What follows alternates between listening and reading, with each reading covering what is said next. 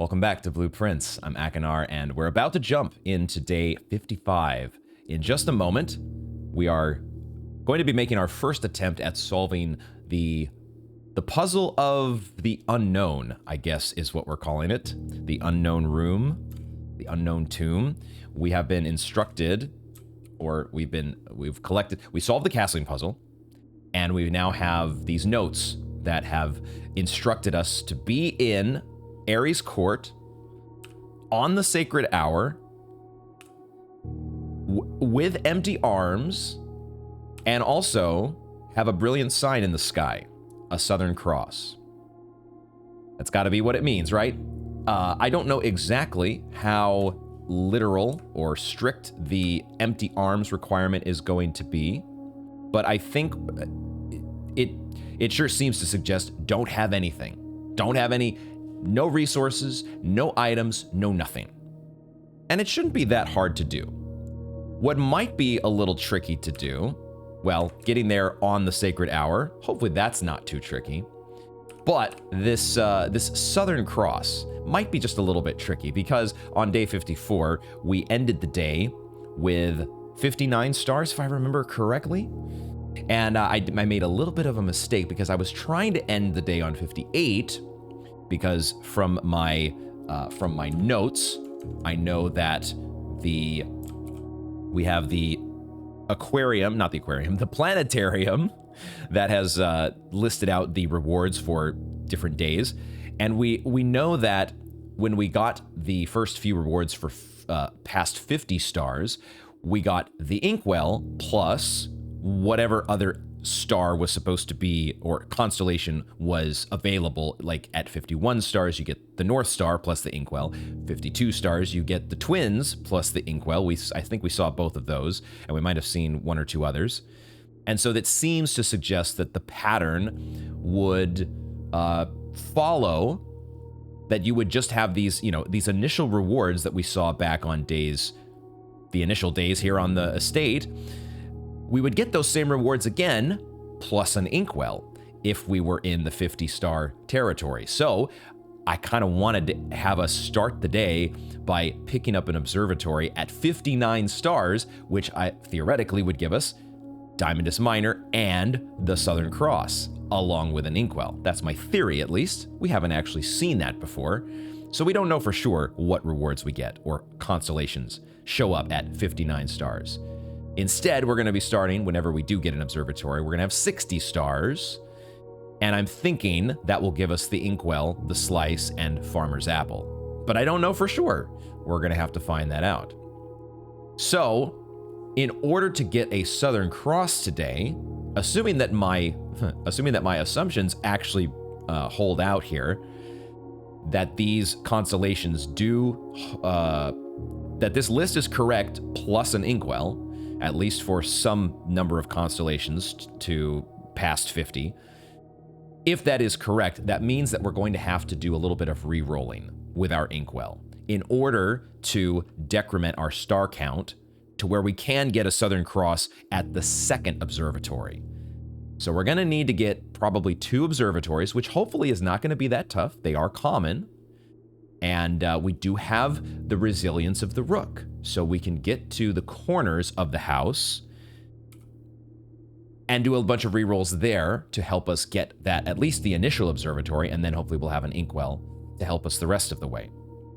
That's what I'm aiming for, and I wanted to take just a moment to collect my thoughts before jumping into the actual draft, because I want to hit the ground running, because we have a little bit of a time constraint with the sacred hour requirement on there.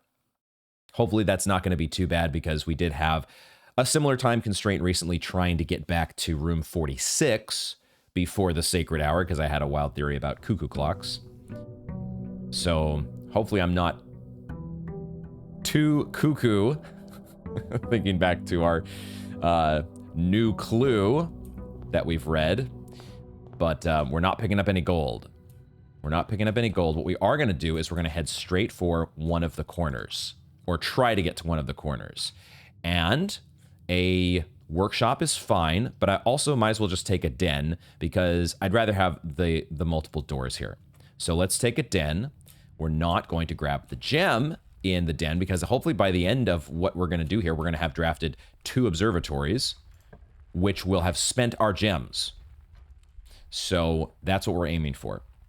Not a conservatory, which is normally what we try to get in these corners, but not today. At least not yet. Let's try to get an observatory first. Boom. Okay. There's our observatory. We don't want the moon pennant just yet. We'll worry about other things later on. This is going to put us at 60 stars, and I just wanted to confirm to myself, when you get the observatory, you get the star. You don't get the star when you walk into the observatory. So when we draft our second observatory, we'll... now, the thing that may or may not change is what rewards would show up here. I'm overthinking things. Let me not jump ahead. Let's just see what rewards we get first by looking into... Okay, it is what I thought, right? So we thought that we would get the slice, farmer's apple, plus the inkwell. And that does, in fact, show up here. I don't want to take these others because I don't know how strict... I'm wondering if the... I'm just going to take the inkwell because I kind of have to. Otherwise, we're not going to be drafting a Southern Cross today. We'd have to do some weird stuff with experiments to get our star count much higher. Well, I need the inkwell in order to... well, now what I'd like to do is spend 2 stars before getting the next observatory. Right? That's what I want to do. So we can just draft here and spend 2 of our rolls from the inkwell so that we're at 58 stars, and then when we get the second observatory, we'll be at 59, and hopefully that will give us the Southern Cross. And we will also have spent our last gem. So hopefully this is not as complicated, or is going to be as difficult as I was worried. I don't know. You never know what's going to happen or what's actually going to show up in the observatory. That was the main variable in my mind, is I don't know for sure. I'm just speculating that we're going to get certain rewards at 60 stars and 59 stars. Let's use a redraw here. Okay, and we don't get an observatory, so we can freely re-roll this again. Okay, it would have been just picture perfect if we had picked up the observatory here.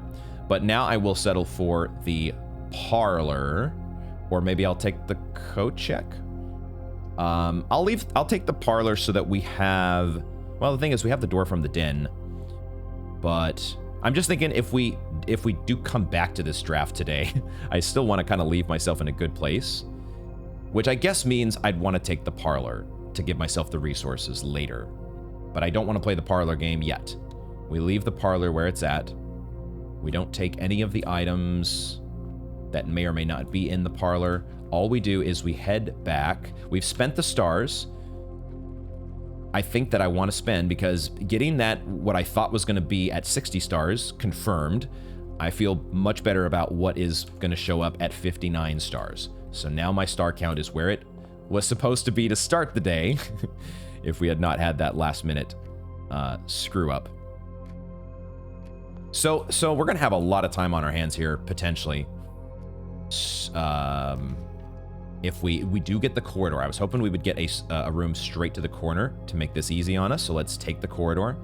And now we can have our Resilience of the Rook to try and get a second observatory. Now, do I want to draft these other rooms before I do that? Do I want to just see if I get an observatory here? Maybe that would be the best thing to do, is just draft these other doors that we have available to us first. Also, we did get extra steps, I just realized we have extra steps to start the day because we called it a day in the spare master bedroom. That's nice.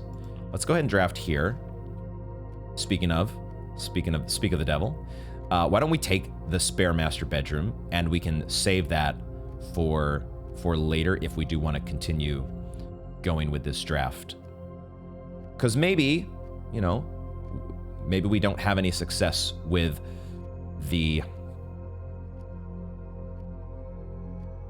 puzzle of the unknown, and we'll have to rethink our game plan And we may want to just jump to a new draft right away. But I hate doing that. I love getting as much value as I can out of every single draft. My only question though is, would I rather take a hallway because it does give me a key? Maybe that's the smart move. Okay, I will take the hallway actually, and it gives me another door.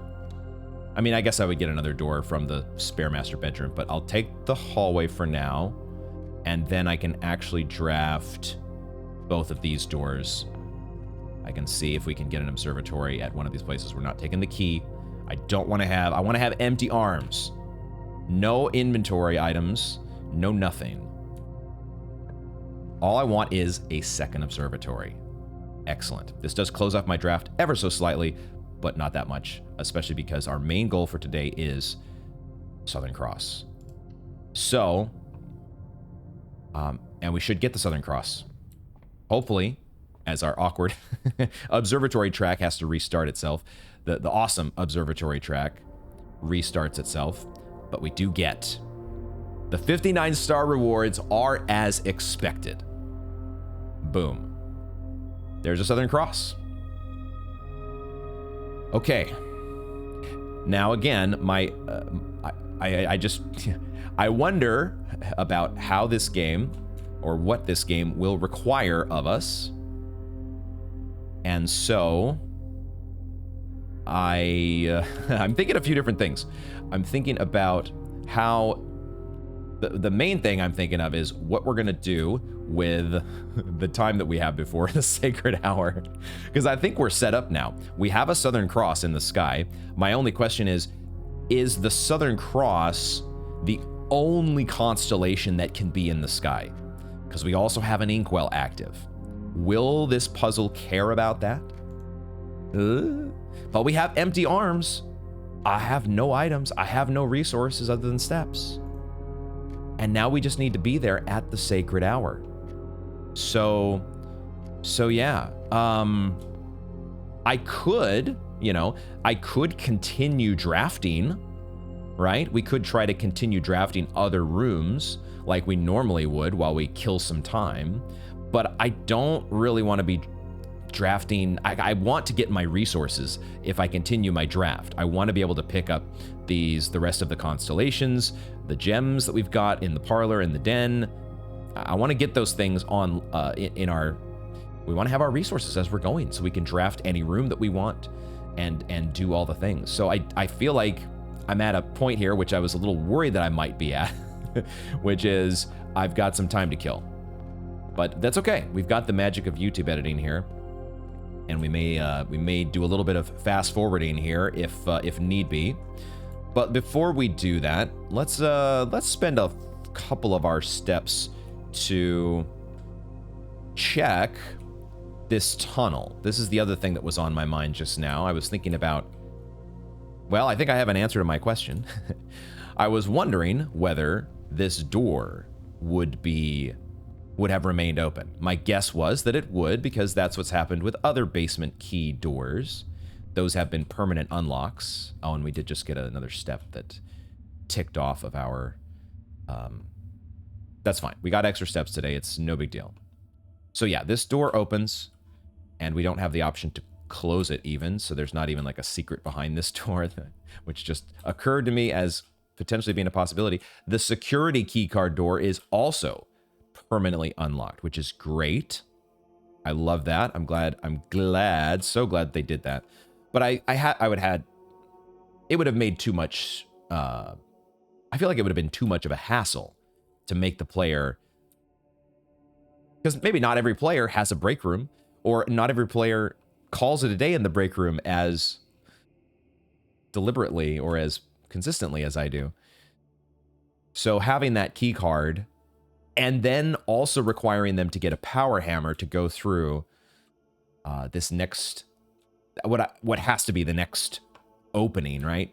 This has to be a power hammer wall. That's the only way that we move forward here, I think.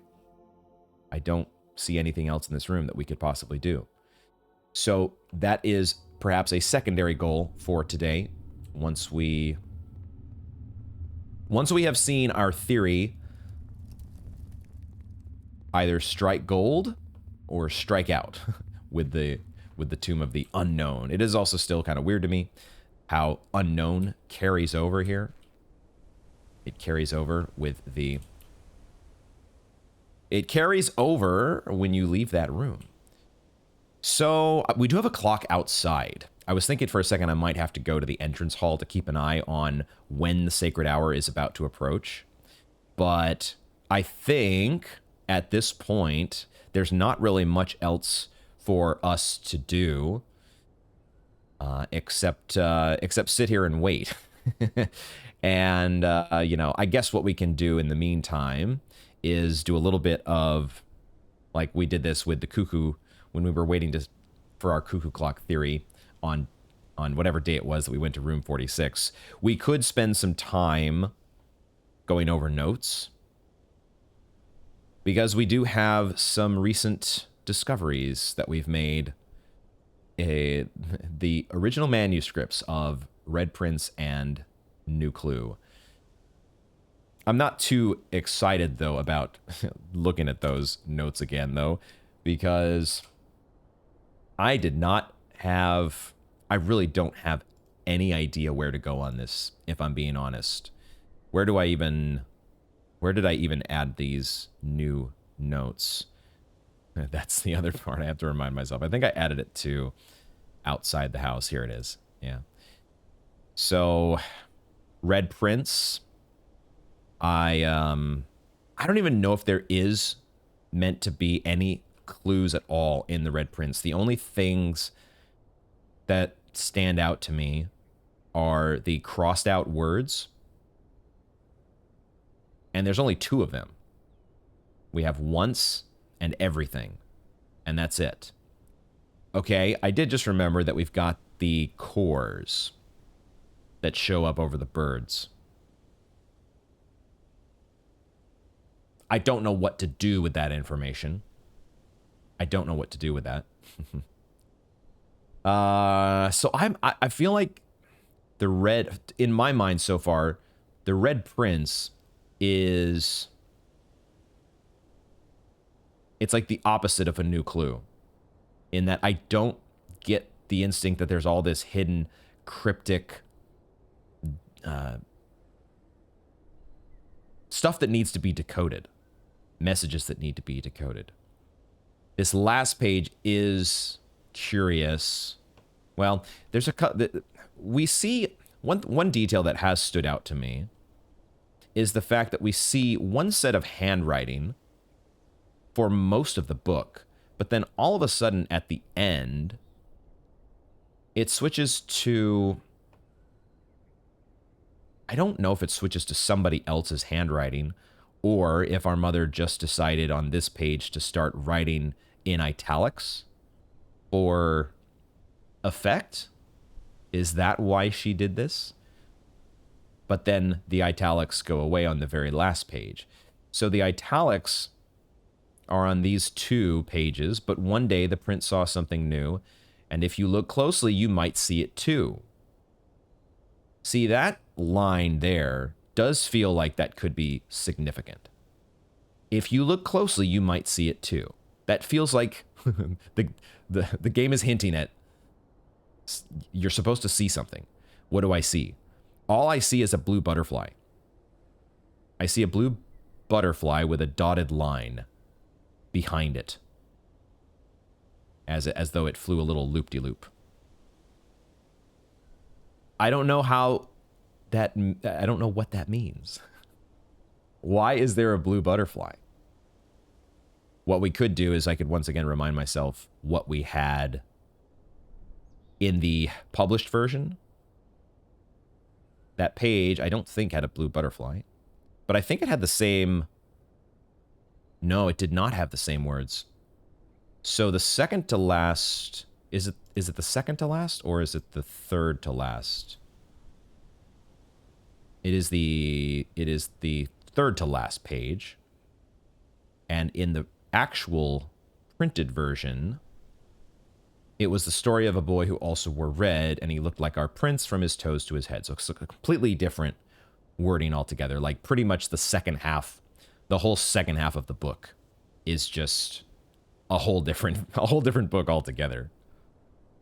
So on this page, our prince is looking into the Arinda core-shaped mirror. Little crown at the top. What does this mean? Is he waving to himself? So then, in the original version, why is there a blue butterfly? Is the blue butterfly supposed to... Like, I almost feel like you've got these trees around, and it's like there's a part of the estate or something that we're supposed to go somewhere on the estate, and we'll see a blue butterfly. and it'll fly to the spot where we're supposed to dig. And that's where we find, I don't know, the next big discovery that we need. Okay, it's only, yeah, time is ticking away, but we still got a little ways to go. There's no clock down in the unknown tomb, so I don't want to go down there until it's like 1 o'clock. So, which would still be well before the sacred hour. I'm hoping that it's like the clock tower, where you just need to be there before the sacred hour and then just hang out. As long as you don't miss it, then you'll be good. As opposed to, like, what other way would there be? Is the game really going to require you to walk into the room at exactly the same time as the sacred hour? I don't think so. So we'll wait till it's like 1 o'clock and then we'll go hang out down there. But in the meantime, we might as well keep checking things out, trying to make sense of... You have to keep thinking about the stuff that's tough to solve if you want to have any hope to solve it. I may still not solve any of what's written in The Red Prince or A New Clue, but I'm at least going to give my neurons a chance to... Or give the neurons in my brain a chance to rewire themselves to hopefully make sense of what I'm seeing. When I did go through and kind of make some notes of these, put in my screenshots into my Google Doc here for A New Clue. There is a lot in here, but none of it that has jumped out at me so far is like, oh, I have an idea. There are circled words. A New Clue is circled. And then we later on have every space circled. We also see the handwriting again does look similar to the handwriting at the start of The Red Prince. So it's our mother's handwriting, but then we have there like this page where you see searched scratched out and checked written in all uppercase. So the fact that it's all uppercase is suspicious, given our lowercase clues, the history with those. But it also feels like a different set of handwriting. It feels like the handwriting that we have seen in other, like, where exactly have we seen this? I feel like we've seen it all over the estate. It kind of makes me think it's Herbert's handwriting.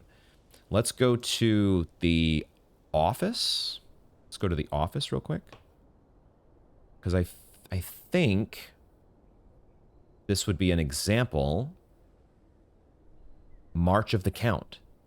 This looks like the same handwriting. Checked. Maybe not. Pairings of the Major. Pairings of the Major. Major. Flight of the Queen. I hadn't thought about these titles as being important. They're probably just herrings. All these other titles, don't worry about them. The only one that matters here is March of the Count, because that's how you open the safe. Bridget, please check if any books matching these titles. Am I crazy? It feels like... Can I find a K anywhere? Is there a K anywhere in this note that I can compare against the K in checked? What about the H's? There's lots of H's. It kind of feels like the same H. Like maybe I'm getting too fixated here. But the H on these notes, I don't know. I can't. I wish I could zoom in more. Actually, I can. I can kind of zoom in a little bit more. But the H on this note from the office, the left hand, what do you call it? You've got the 2 vertical bars and the 1 horizontal bar that make up an H. The vertical bar on the left is shorter than the vertical bar on the right. You guys see what I mean? The H on the left side is shorter than the right side.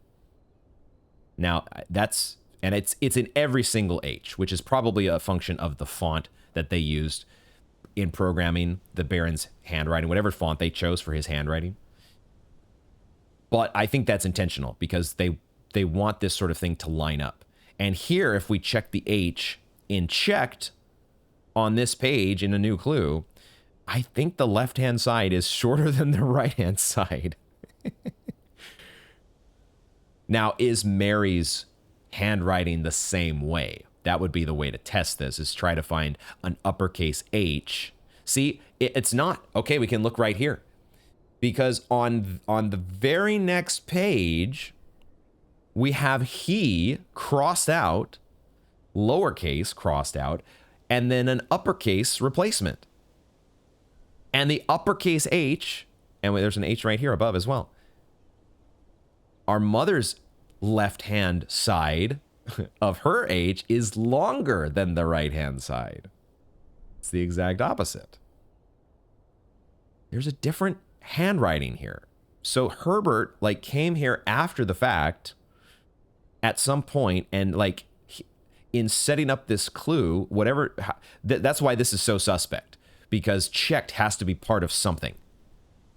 Doesn't it? Doesn't checked have to be part of something? But at the same time, nothing has jumped out to me as, aha, I see now the secret message that I was meant to see. I haven't put it together yet. 11 o'clock. We're still working on killing time here, which I think we're doing a pretty good job of. Because there are interesting things to think about in our notes. And we can do these little, it's nice to be able to do these little impromptu notes. Note review sessions. I wonder if I need to write out, well, I have kind of written out some of these, I had written out the circled words from a new clue, every space, the signs. Every space, the signs. One of my first thoughts is put together all the words that are circled. The circled words go together. It doesn't seem like they do. What about the words that have been crossed out? Do I need to pay attention to the ones that have been crossed out or their replacement? Tell you, if you read them in order, that's the other thing, is I don't know if I'm supposed to do anything with these words. I don't know what order to put them in, because if I just read them starting with the first and continuing onward, it's gobbledygook.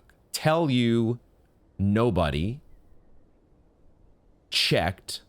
Tell you, nobody checked.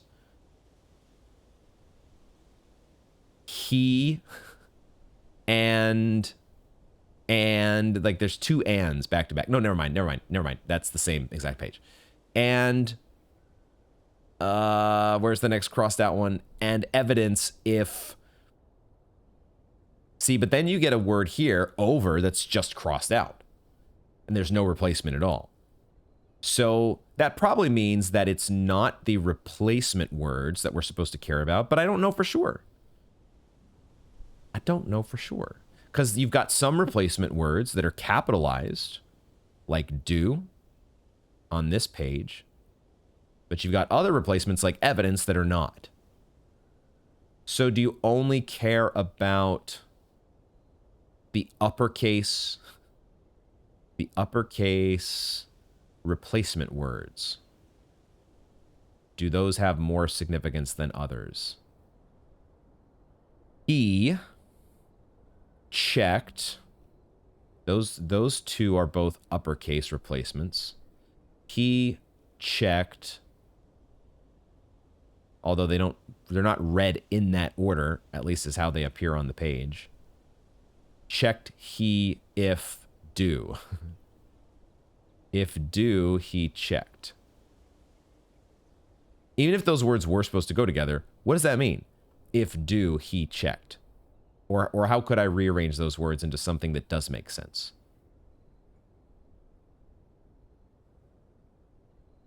I'm getting the same feeling that I've gotten the other 2 or 3 times that I've tried to go through this book, which is just slow boiling frustration. Okay. I will point out one thing. That I did notice, and I did make a note of it here, is that we've got on this page, we see dead end circled, and on top of that, dead is all in caps. Okay. So do we need to care about that capital letter word? Do we need to care about dead? Do we need to care about dead end because it's circled? Does circling dead end mean that we need to add it to our circled words?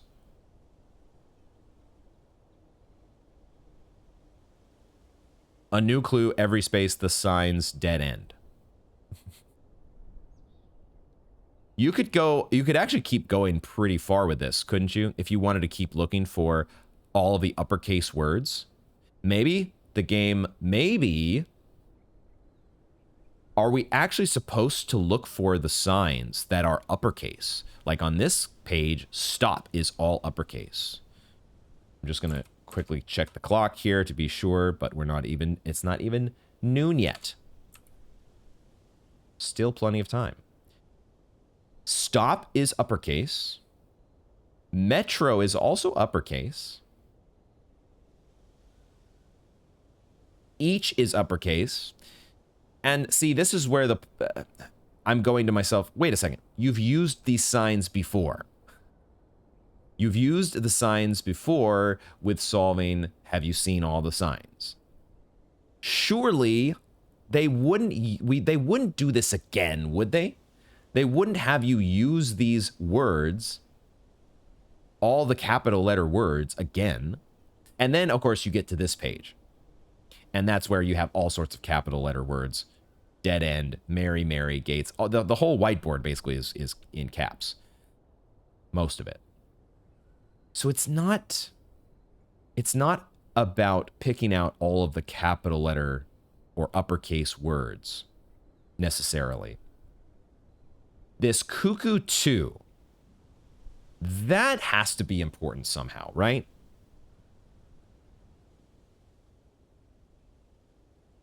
And it does kind of make me wonder, the fact that we saw the little counterclockwise thing on this cuckoo clock. Cuckoo 2. Those words show up again. A man obsessed and cuckoo 2. Well, 2 and 2. You've got the old Blueprints wordplay.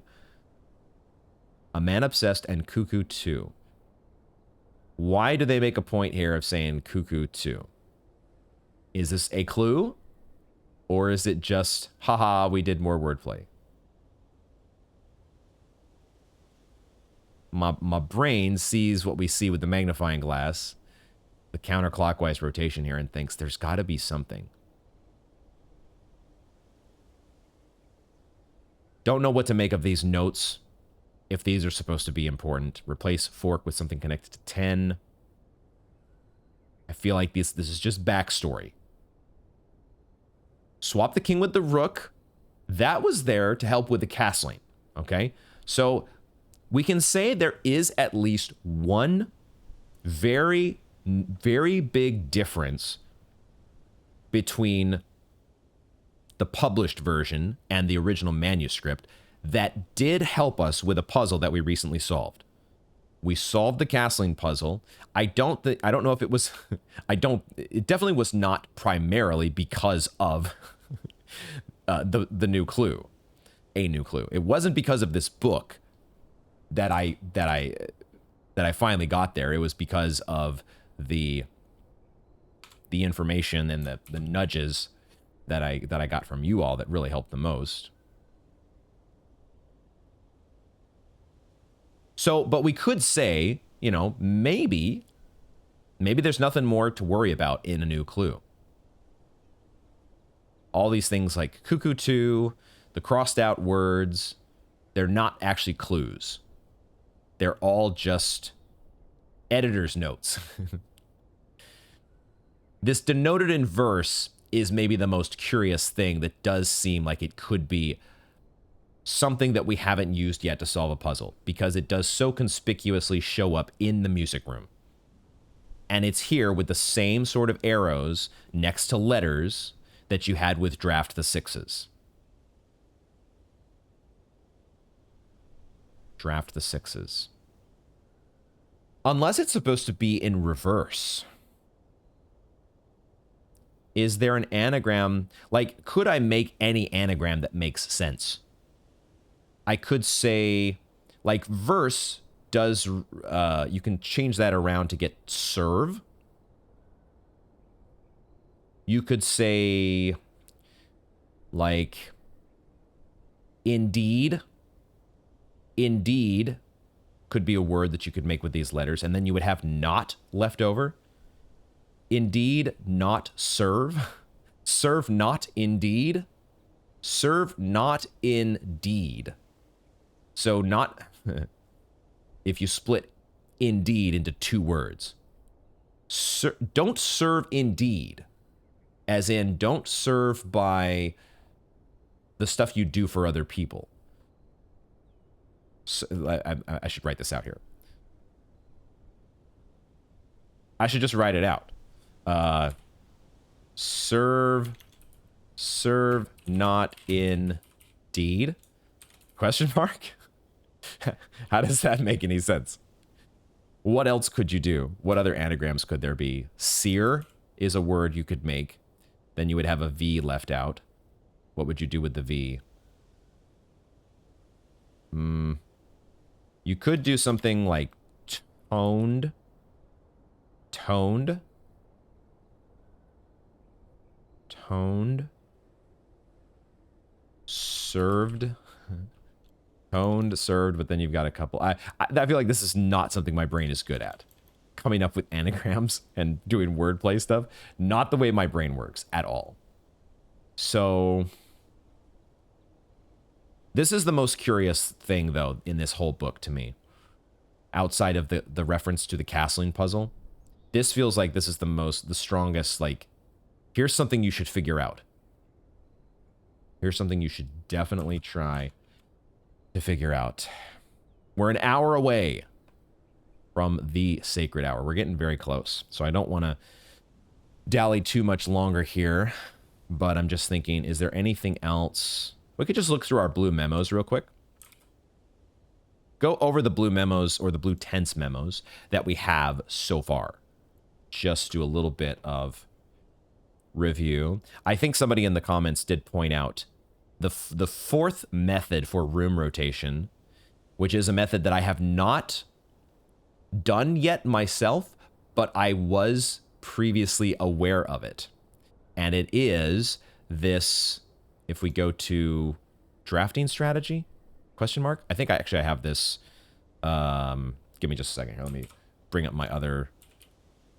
I think I'd have to go. It's been a while since I've opened this Google Doc, so I actually have to search it up. But I do have a drafting strategy Google Doc where I kind of saved all of the different versions of the volumes, the different volumes. Sorry, not cat laser brain. Typo OCD brain had to fix that. But let's see, where was this at? I feel like it was at least volume 3, if not. I think it's going to end up being 5.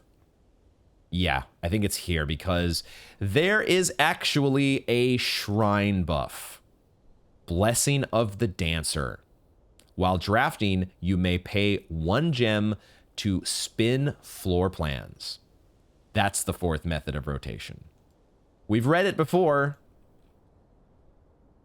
Dancer Blessing. We've never got to try it, though. We've actually never got to try several of these. Blessing of the General after you draft a red room. If you have at least 5 different ranks containing red rooms, gain 5 gems. We've done Blessing of the Chef, but we did not get very much use out of it. We did Blessing of the Berry Picker. That was a lot of fun. Blessing of the Tinkerer was a lot of fun. So we've actually done more of these than I had remembered. We've done Blessing of the Monk, but we have not done General, we've not done Dancer, and we haven't done High Roller. Each time you draft a shop, gain an ivory die. And gain 10 gold whenever you roll an ivory die. Oh.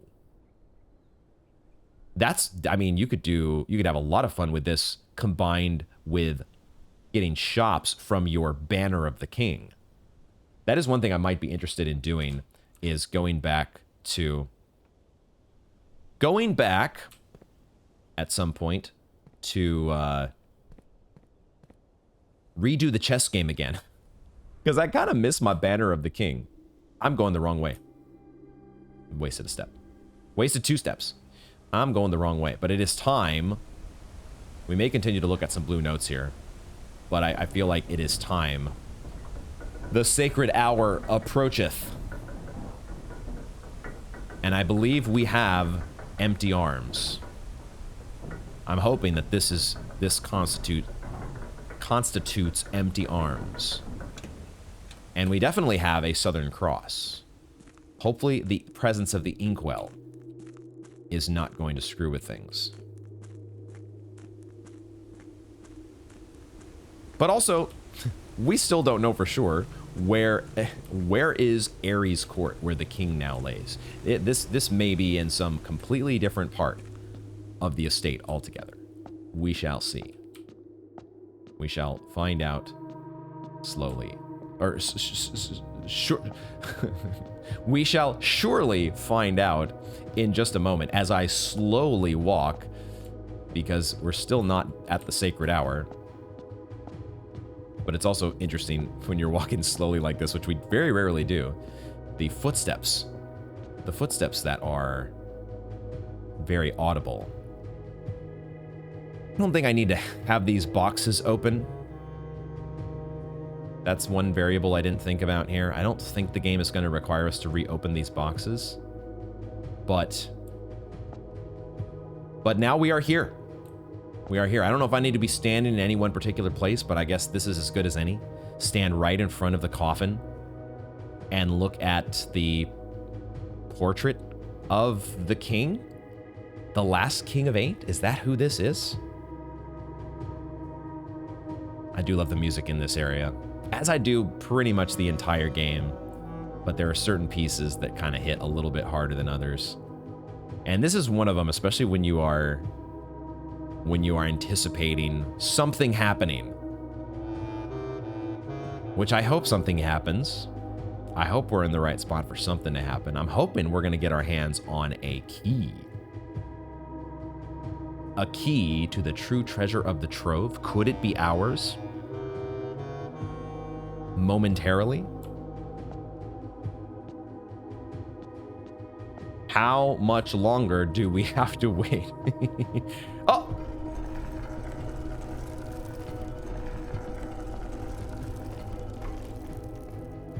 Oh no, there's more? This is it. This is it. Holy shit, guys. Okay, we're in the right place and we did the things. Empty arms, Southern Cross, Sacred Hour.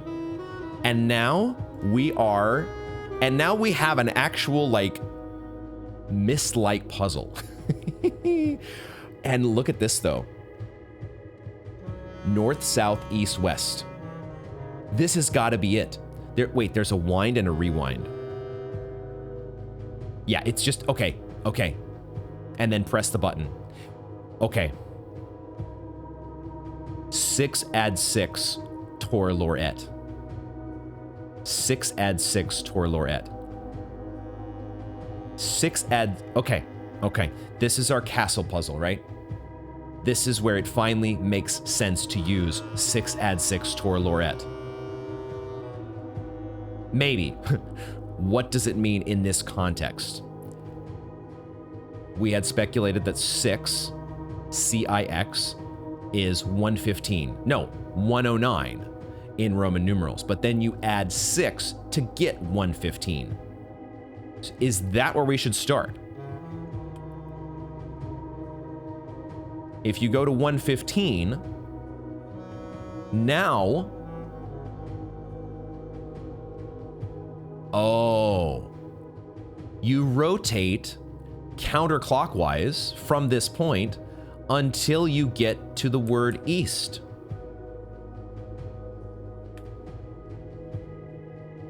It makes sense that it would be that it would be 25, right? So 23, 24, 25. Is that all it is? Is that all it is? Does that make sense? I think it does make sense. Go to 115 and then rotate until you get rotate counterclockwise until you get to the word east.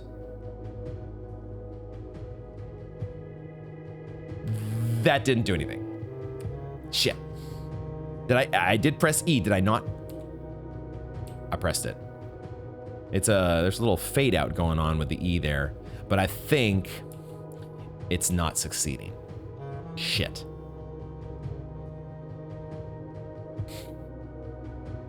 Six add 6 or lorette. 6 add 6. C-I-X.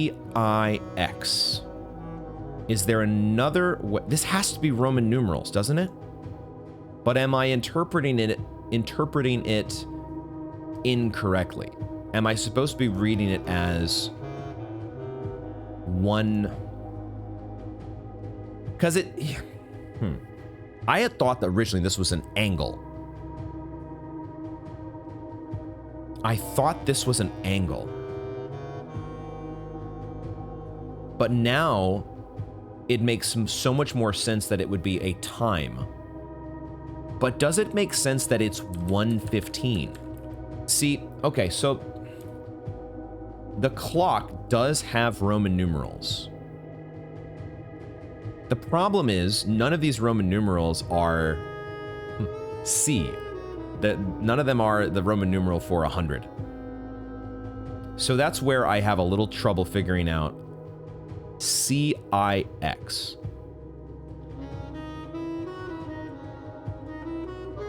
It's supposed to be 109. But then it started us at 130. This is so cool that it worked, though. This is so cool that it worked. Holy shit. Okay. Now, did anything else happen? Oh, I'm going to back out here for a second. Did anything else happen in this room?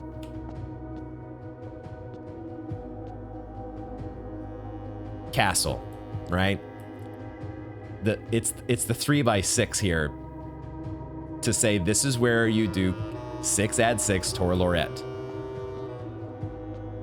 It finally makes sense. But this, I was just making sure. This didn't open up, did it? Okay.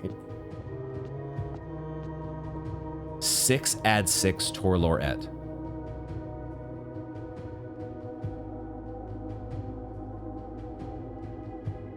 North, south, east, west. These words are on the clock. East is where 5 is at. East is 5. North is 2. West is 11. South is 8. I don't know if there's any significance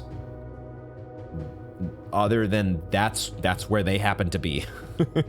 Why is East 5? Why is North 2? I don't know. But it sure seems like, gosh, I thought I was onto something.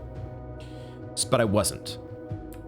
So this, it's not, because the thing is, if it were rotate counterclockwise. That part I feel confident about, because we've got the biggest clue that we could ever, I mean, the game has solved it for us. I mean, I feel pretty good about having figured this one out by rereading the room directory. I did, eventually I did reread through every single directory description again for every single room. I did not find anything anywhere near as tantalizing as finding this rotunda, meaning clockwise room. ROT means clockwise, which means Tor has to mean counterclockwise, right? So Tor lore et. Tor lore et. Rotate counterclockwise, right?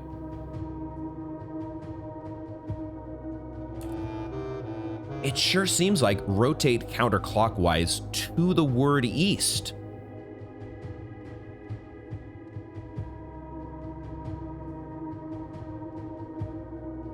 Now, I suppose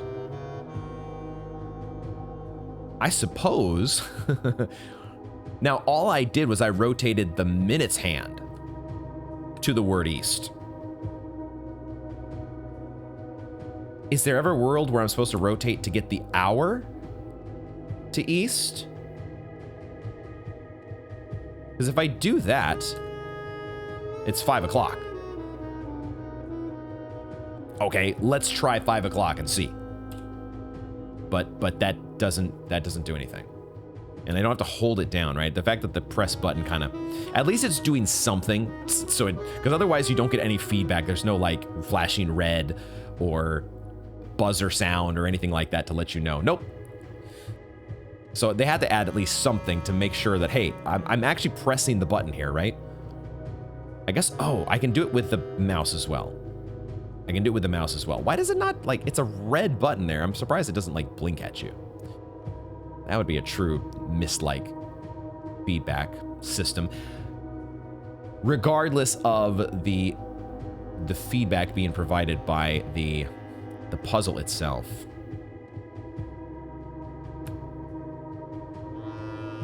Now, okay.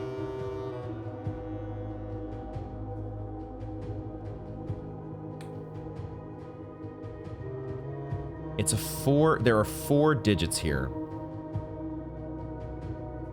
4 digits. And that's mainly just because you need to go to 10 o'clock, 11 o'clock, 12 o'clock, right? Or is it... See, now there's a part of me that's wondering to myself... Well, honestly, first of all, we should have just seen what happened when we were at the Sacred Hour. Did I forget to do that? Yeah, okay, it starts at the Sacred Hour. Why would anything happen when you just press the button at the place it starts? At the time that it starts? But at least we tried it, to be sure.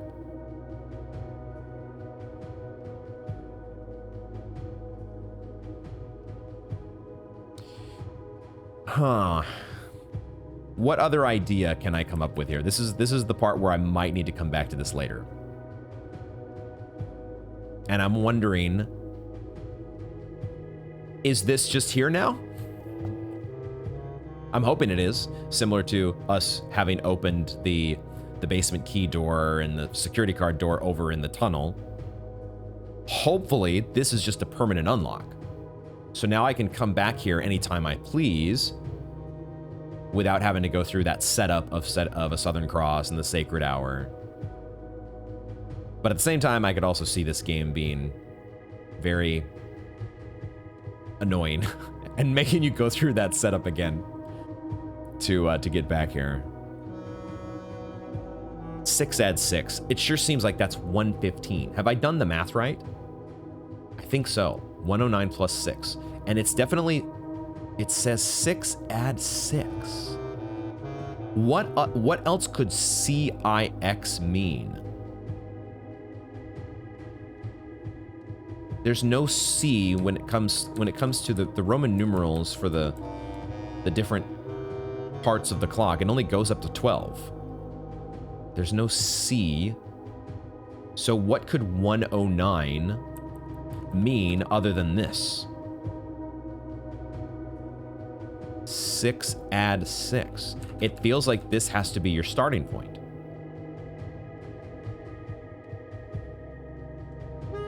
Now, Tor Lor Et. Could it also mean if east is next to 5? If east is next to 5,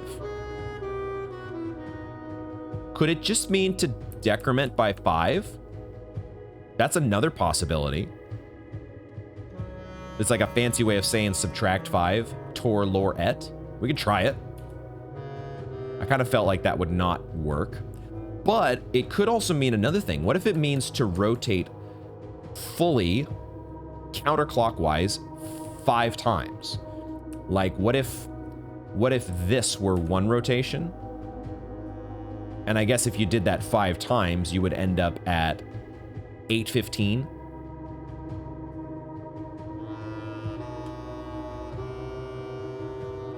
We could try 815. No. And I'm not supposed to like hold the button, right? Okay, it's just press it. 6 add 6 Tor Lor Et.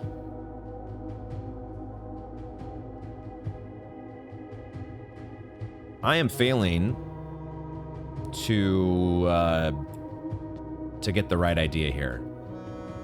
But I at least finally feel some relief at knowing where the castle puzzle, 6 add 6 Tor Lor Et, the castle haiku or whatever the heck it's supposed to be. We know where it goes. I can't interact with these, right? Okay. It's so funny how these are kind of sketched here like MS Paint, low res.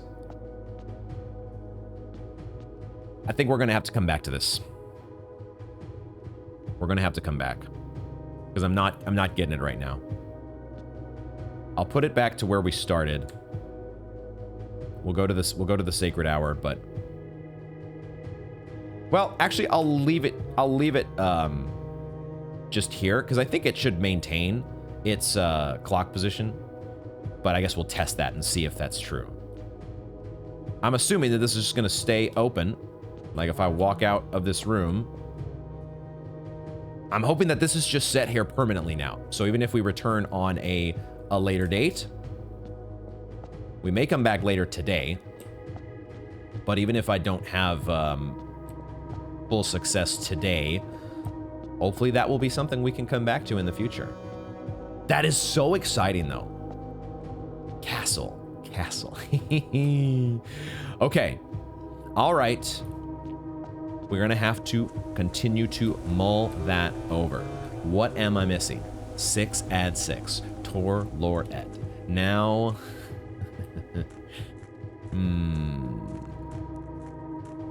What will we do about that?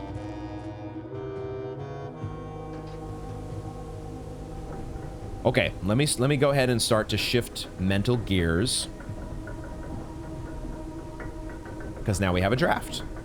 We have a draft that we can continue doing, a normal draft, and we don't have to like not pick up items that we want to pick up, not pick up gems that we want to pick up. We get to do all the things. We get to draft an outer room.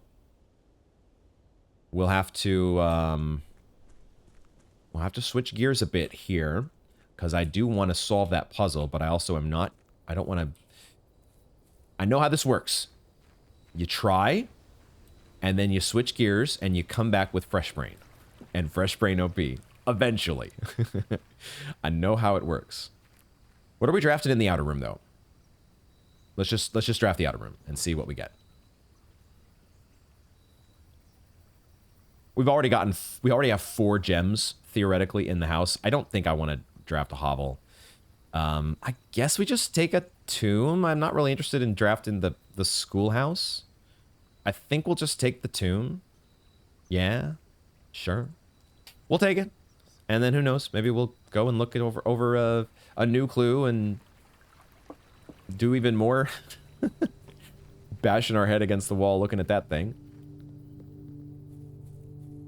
But we have a tube now to help us with gold, I guess, if we need it. I will now pick up my allowance, because I can do that. And we'll get the gems from... Yeah, let's get all our stuff. Gems. Other observatory constellations can now be procured.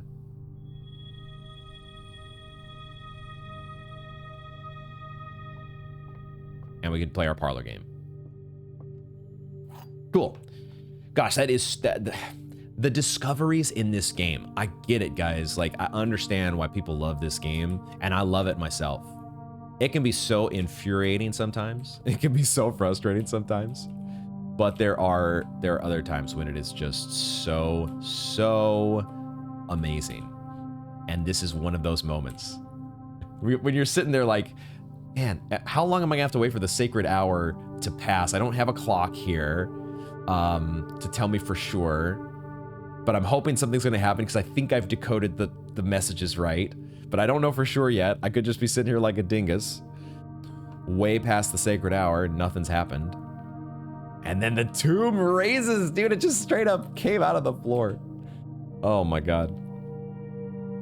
Okay, hopefully we can solve that eventually. This box contains the gems. This box does not contain the gems. The other two boxes are true. Okay, well, we know this has to be false. Which means the other two boxes are... The other two boxes are not true. At least one of them is not true. But this one has to be false, right? If this one were true, we wouldn't be playing the parlor game. This one feels kind of a lot like the one we had yesterday. Except this time I don't have a blue note, a blue tense memo to just straight up backseat me. So, okay. This one is false. So that means that one of these has to be false. If we were to say that this one were true, then life would be easy. If this one were true, then this one would have to be false. But then we would have a contradiction, wouldn't we? Right? So we can't say that this is true, because we can't have the gems in both boxes. So that means this has to be false. Which means this has to be true, which means the gems are in the black box. Right? This has to be false. It's not in the blue box. This has to be true. It's not in the white box. It has to be in the black box. Right? Did I do that right? At this point, if I fail one of these games, I feel less guilty about it because we got our 40 for 40. I just cared about getting the undefeated streak all the way to the trophy. And now if we fail a parlor game, I'll be a little bit sad because I miss out on 3 gems. But I won't, you know, all good things must come to an end, even undefeated parlor streaks. Maybe. Maybe not, though. We'll see. We'll see how things go. Let's get our other constellations here. Our second inkwell, the most OP of inkwells. And, oh yeah, and there's Diamondus Miter. Sweet. Okay, so we got a Southern Cross in effect. So. Do I want to wait? I kind of want to see if I can draft her ladyship's chamber in the bottom corner. So let's try to draft this other hallway door. Oh, and that reminds me, there's a key to pick up here. Let's draft this other hallway door and see if this, we've got the inkwell, right? We've got double inkwell. So we can spend some stars if we don't get our doors lined up exactly how we want. But I also have to remember that we have a Southern Cross. Now, with that said, I don't really want an Archives. I don't really want a Great Hall. So maybe I'm not drafting her ladyship's chamber. After all, unintentional rhyme. Unless I use a redraw here. I think maybe I should use a redraw. Because I don't really want any of these. I need more. I don't want to do a storeroom. It's a little too risky. But at the same time, I have redraws to help me out over in this spot. But I'd much rather draft downward and spend my rerolls for the rook trying to get her ladyship's chamber, because maybe we want to play the chess game again and go get a Banner of the King. I'm not the biggest fan of this resilience of the rook. I'm going to use a star here.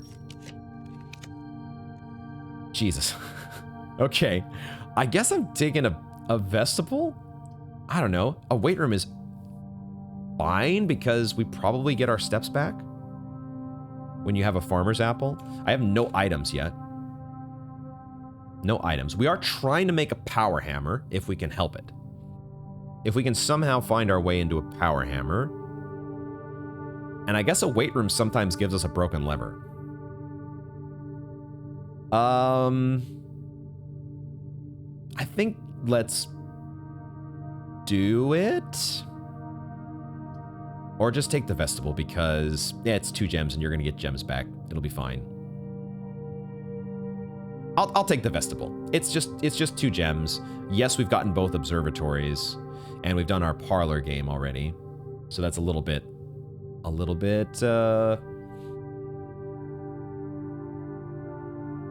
dismaying, but let's do the vestibule. It's fine. It'll be fine. And now let's draft this door. Unless it's locked. Damn it. So we'll do this door instead. Okay. Cloister of Daosha. You want to spend all your gems right off the bat? I don't really care about getting the buff, getting the 2 stars. We've got such a high star count. I kind of want to work back down to 40-ish stars. That line hovering around the 50 star mark feels like a good sweet spot to just be able to go up enough, high enough to grab the inkwell, and then go back down to reap those big rewards from the mid to late 40s star counts. So I guess we take a security room then. I don't want to spend all my gems here. Security it is. And we will go to security because otherwise I'd have to spend a key to... Oh, interesting. You can open this door, but it just leads nowhere. And you can't actually exit the room. Yeah, okay. So I can't reset the vestibule until I actually exit and re-enter. So, okay. This is good though because we get to start an experiment as well. So. Our special order, we will want to do something different for our special order. We've got the 5 coins in the tombs, if and with. Speaking's hard sometimes, guys. More like all the time for this dingus. We're gonna set, actually, I take that back. Security level does not need to be high right now. I'm the one who's high because I'm forgetting that I do not have a key card. So we do the opposite of our normal security settings. But then the thing that I was trying to get at was the fact that we actually, I think, want to do a special order for a sledgehammer. It's not the hardest item to get your hands on, but we really, really, really want a power hammer. So this is the time, I think, to change up our special order and start going for the sledgehammer. If we can't get it today, we might come back and change this, because you can come back, you can change your special order after you do this, right? We could come back and change it. So, but for now, until we get that power hammer, let's try to make that a little easier for us. We also have what I just remembered. I think it's actually New Year's Eve. I think it's actually New Year's Eve here at Mount Holly. And I'm wondering if we get a new staff announcement. We do not. Nobody's wishing us a Happy New Year just yet because it's only New Year's Eve. Okay, everybody is too busy out partying on New Year's Eve while poor Simon is here breaking his brain over 6+6 Torlor-et. All right. What a wonderful way to spend New Year's Eve. Schedule change. That's still disabled. Punch in out, also disabled. So, nothing else to do but remote terminal access. And start our laboratory. I was thinking to myself, our experiments, I was thinking that I might actually redo this packet once again.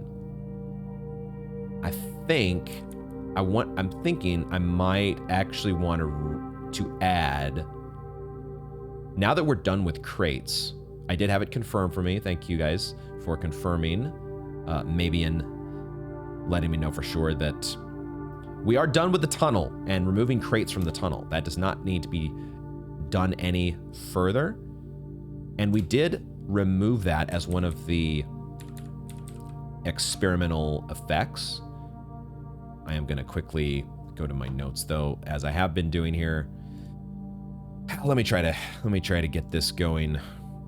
The laboratory and the ones that whenever you draft a shop room, security door, two or more gems, hallways, trash while digging. We're going to use the same triggers that we have been doing. Upgraded fireplace and I guess red rooms. But even that one I don't love. Maybe I'd replace that one. Each time you,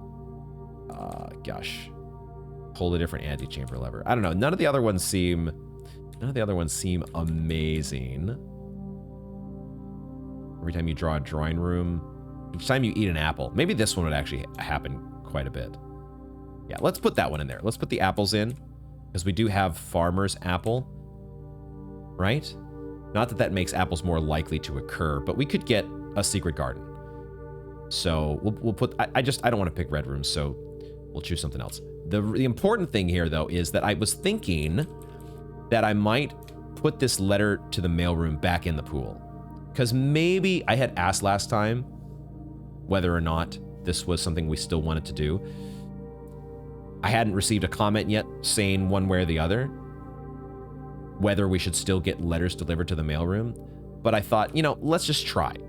If that comes up and I'm not thrilled with the other options, we can do that one instead. And because maybe there is one or two more letters that might be of interest. So let's do it. And the others here, the others, maybe gain 1 star we take out. Because 3 aquariums is kind of equivalent to gaining stars. If you're drafting a bunch of aquariums, you're getting stars. Permanently increasing lockpicking skill. That one we could also, that one's whatever. 1 key for every 30 steps you have. Like these feel like very whatever. So the important part is to gain letters in the mailroom if we decide to go that direction. But let's see what our experiment setup is for today. Okay. Setting your dice to 2 is one that I usually like. And we can do that for each time we eat an apple. Have we eaten any apples yet? I guess this would be really good if you were drafting classrooms. Missed opportunity to get the schoolhouse. Apple synergy. Schoolhouse, classroom, apple synergy is... It's a game plan, I suppose. Let's go with the fireplaces. We've done 1 den so far. 1 den. And we're still very early in the draft, so this might happen more often than I think. And we haven't done it for a while. If we've done it before at all, I don't think we've done it for a while. Maybe we haven't done it at all yet. Let's try it. And we'll get some dice, hopefully. Okay, we're done with security. So now I can either draft here, and I think I will draft here. Let's draft to the right. Of course, there is our weight room now being thrown at us. Do I take it? Because if I'm gonna take it, now is the time. Now is the time to get it out of the way. And it does give me additional doors that are probably not security doors. One of them is definitely not a security door because it's still on rank 3. I think I will take the weight room, but now we'll of course need to be a little wary of stars. Sorry, steps. But I don't want to take a coat check. We got to keep our options open. Let's do the weight room. Okay, 26 steps. 26 steps. And now we'll head back this way. And we'll draft this door first and try to point it upward. Treasure trove not helping there, but I guess the bedroom is fine. The bedroom could help get us steps back as well if we get a sleeping mask or something. I'll settle for the bedroom. And now we'll go draft these other rooms here.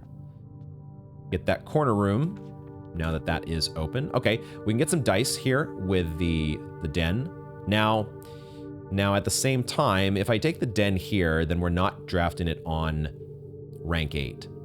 So I could just take the West Wing Hall and try to save the den for rank 8. But at the same time, I wouldn't mind having some dice, and I wouldn't mind having another gem.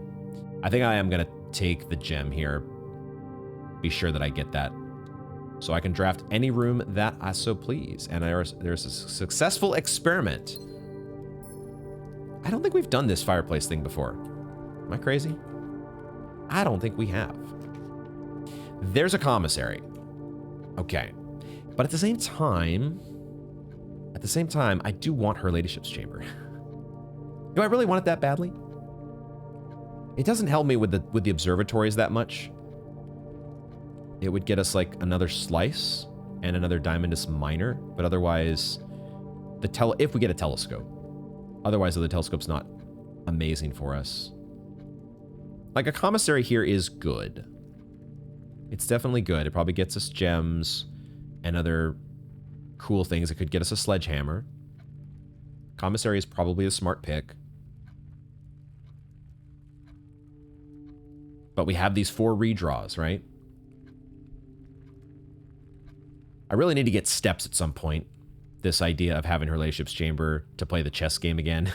That may or may not happen. But this is the spot to do it, right? This is when you've got the rerolls. Let's use them. Let's use our resilience of the rook to get something more exciting. And I think we can do better than a guy's bedroom. Storeroom would be okay, but this is where we use our redraws. We've got the resilience of the rook. Okay, now we could settle for a conservatory, but again, conservatory, like, yeah, adjusting the rarity of the floor plans is good, but it spends a gem and you don't always necessarily get a gem back. Sometimes you do with the... Sometimes you do, but sometimes you don't. We've got the resilience of the rook for a reason. Let's use it. Walk-in closet is close. Oh, there's a kitchen, though. Okay, maybe I should just take a kitchen here. Get my steps back up to a good spot. Maybe I'm just supposed to take a kitchen. I probably shouldn't tempt fate.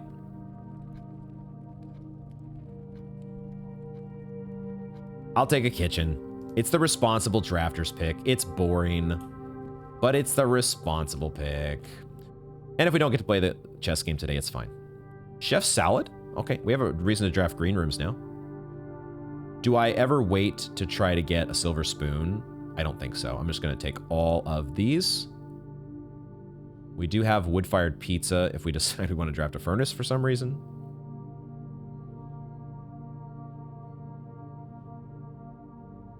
Okay, we'll save the chef's salad maybe for later, but now our steps are looking good. Cool. Okay, let's try to fill out the rest of our base by heading this way. Don't be locked. Thank you. Try to fill out our base on the other side of the weight room. No broken lever, unfortunately. But we can do our antechamber housekeeping.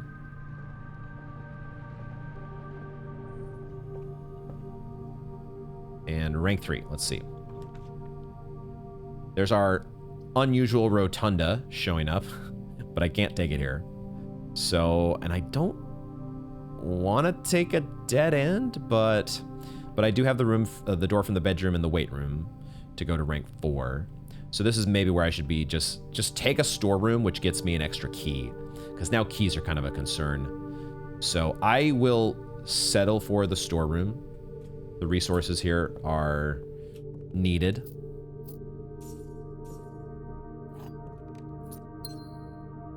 Anything else? broken lever randomly showing up in the storeroom, which it has before.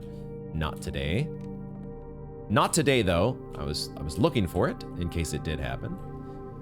But no such luck. I guess we'll draft here. I'm just a little worried about stuff like archives showing up. Or Great Hall, or Darkroom. This is why I usually don't like the Southern Cross. Cloister of Dowager. I think I need to redraw. I don't want any of these. We've got the inkwell to fall back on as well at some point. There's a mailroom. Shit. Do we just take the archives and say, all right, we're living with an archives draft today? It's just going to keep showing up until we take it. And this is a good spot for it in terms of the doors that it offers us. This is as good a spot as any. It's just that we'll have to draft with an archives. I really don't want an archives debuff, though. I just don't want it. So, yeah, I'm gonna redraw. We got the dice, we got the stars. Redraw. Okay. And that, ooh, I was gonna say that gets us a treasure trove, but we really don't need the gold. We kind of just want a, I think we just take the workshop. If we're trying to make a power hammer, we need a workshop. So workshop it is. Let's do it. Workshop. And we're gonna see, damn it, it's a security keycard door though. Shit. That's the one downside of taking a room with only one door, is it might be a goddamn security door. All right, let's see what item we get at least. It is a battery. So we have one piece to the puzzle. And now maybe if we take a commissary, we might get our hands on a sledgehammer. But, okay, we have to, shit. Now I can't, there's a key here. We actually got an item in the bedroom. What? Crazy. I was thinking, we have 3 keys now, so maybe I don't need to draft a garage, which is what I was thinking of maybe drafting here to help my key situation. But I was hoping for a way out of the weight room's other door. Now the bedroom, we cannot settle for that garage. What I could get though is a spare master bedroom. And help my step count out even more. Or I could go for a reading nook to get me another key. The reading nook, then we don't have to take the library. But, the library may not even point the right way. So we're probably going to have to be using our inkwell here. We don't have to use it in this spot. It's just a matter of which room we want. I think the spare master bedroom is a little better. I think I like that here. But we do need keys. 3 keys is good, but we need more. We really could use a key card. This is why not having a key card is such a downside. We've been so spoiled having it basically every single day.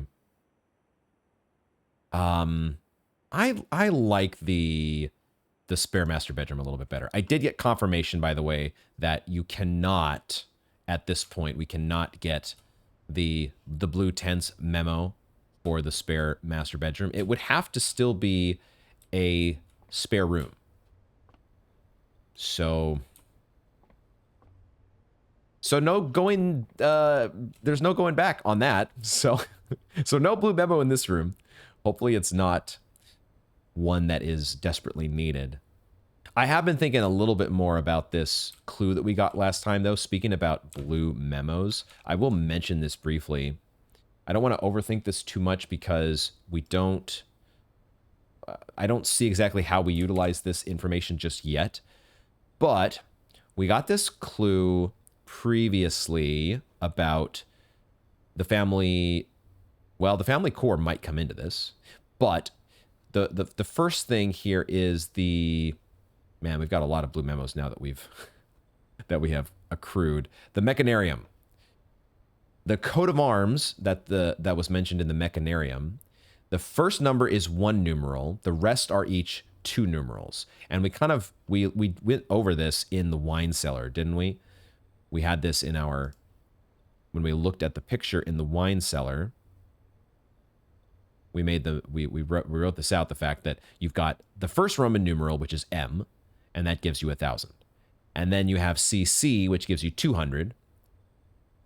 XI gives you 11, II gives you 2. But I thought, well, what does that matter? If we just add those together, we get the same number as before, 12, 13, and I don't know what to do with that. But what I wasn't thinking super clearly about was the fact that we've also had this other information that we've come across in, is it the reservoir? I think it's in the reservoir, correct? The numeric core information. This could be where we utilize the numeric core info that we dug up. Because if that applies in this instance, what we're supposed to do then is not just add all these numbers together. We're actually supposed to add and subtract and divide and multiply. That's what we're supposed to do. The question is, in what order? Because you could have a number like this that decomposes. Well, let me think about this a little bit more. You take any number with 4 or more digits. Without changing the sequence, split that number into 4 smaller numbers. Well, maybe that works, maybe it doesn't. We probably need to get our hands on the Blue Tents memo from the wine cellar to get some more information on that. Because if I go back to, there was now this other family core. The one from the vault talks about the family core, which is unlocked only by the sum of its digits.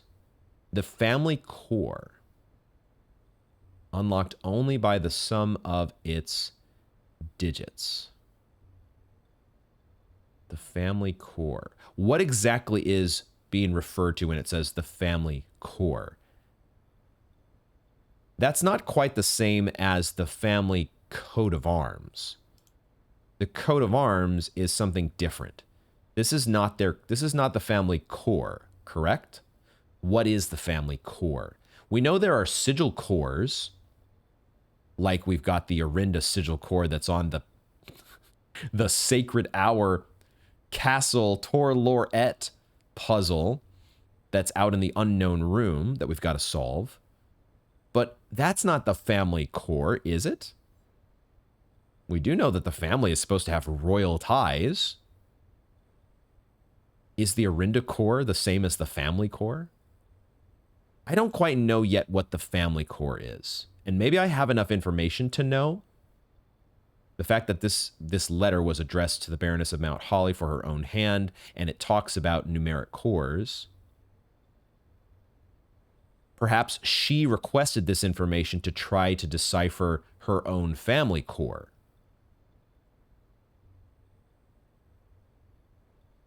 I feel like this is related to what's going on with the wine cellar and this coat of arms that we see also in the spare master bedroom. But I feel like we also need maybe one or two more pieces to the puzzle before we can finally ultimately solve that. Or know what, see, even if I figured out, I'm supposed to add 1,000, divide by 200, which that sort of makes sense. You get 5, and then do whatever other mathematical operations make sense. You're supposed to get like the smallest number possible, right? Even if I did all that and I got some number from adding all of these digits in or numbers in whatever order they're supposed to be done, where do I put that result? The result of that family core set of mathematical operations. What do I even do with it? Because it feels like I need another place, like we just dug up in the unknown tomb, and it needs some 4-digit sequence there. I don't think that's related to this family core business, but I'm not sure. I feel like it's just Castle 6add6 Tor Lorette. That's its own puzzle. Solve that, put that in where the unknown tomb is, and you get the key to the true treasure of the trove. And then this family core business is something else altogether. That's what I'm thinking. We'll see. Got to use a keyer. Otherwise, we are not going anywhere else. The gymnasium. Oh, I could get more keys from the break room. That's probably the pick. Yeah. And if nothing else, we get a security key card for tomorrow, probably. Yes, almost certainly, because there's nowhere else that we would call it a day because we don't have the Blessing of the Monk currently. That's one consideration here. At some point, if we do get our hands on a key for the True Treasure of the Trove, we got to do Blessing of the Monk again and put that treasure trove in the outer room. Ah, there is a coin. Somebody left some change on the break room bar. They were trying to tip the bartender, which may or may not exist. It doesn't exist in our reality as of now, because there's nobody on the estate except us. As far as we know. Alzara? Does Alzara count as somebody else being on the estate? Okay. The layup. Oh, we're finally getting the wavy lines. Which it always looks like a tennis ball to me. I feel like this is a yellow tennis ball right here. I think we remember what the wavy lines mean though, right? 2 wavy lines means round down. Sorry, round to the nearest tens place, correct?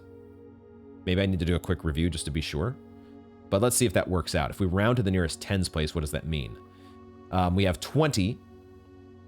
And then we say, ooh, so yeah, we kind of do need to do that here because it looks like it's actually wanting us to subtract a fraction, right? It's wanting us to subtract 1/3. Or is it wanting us to subtract 1 and then divide by 3? Is that how this works? So if it's 20 minus 1, you get 19, and then divide that by 3, that gets you a fraction or a mixed number, 6 1/3. So maybe, if it's round to the nearest tens, then the answer is 10.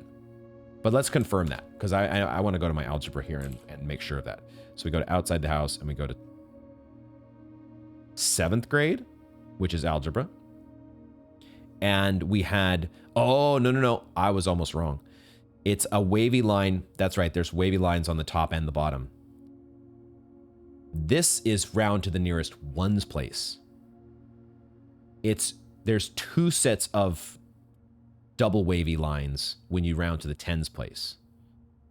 Yes, right, because in this, yeah, one of these, yeah, this one was wrong. But so the correct answer here is supposed to be 22 and 20. One is round to the ones place, one is round to the tens.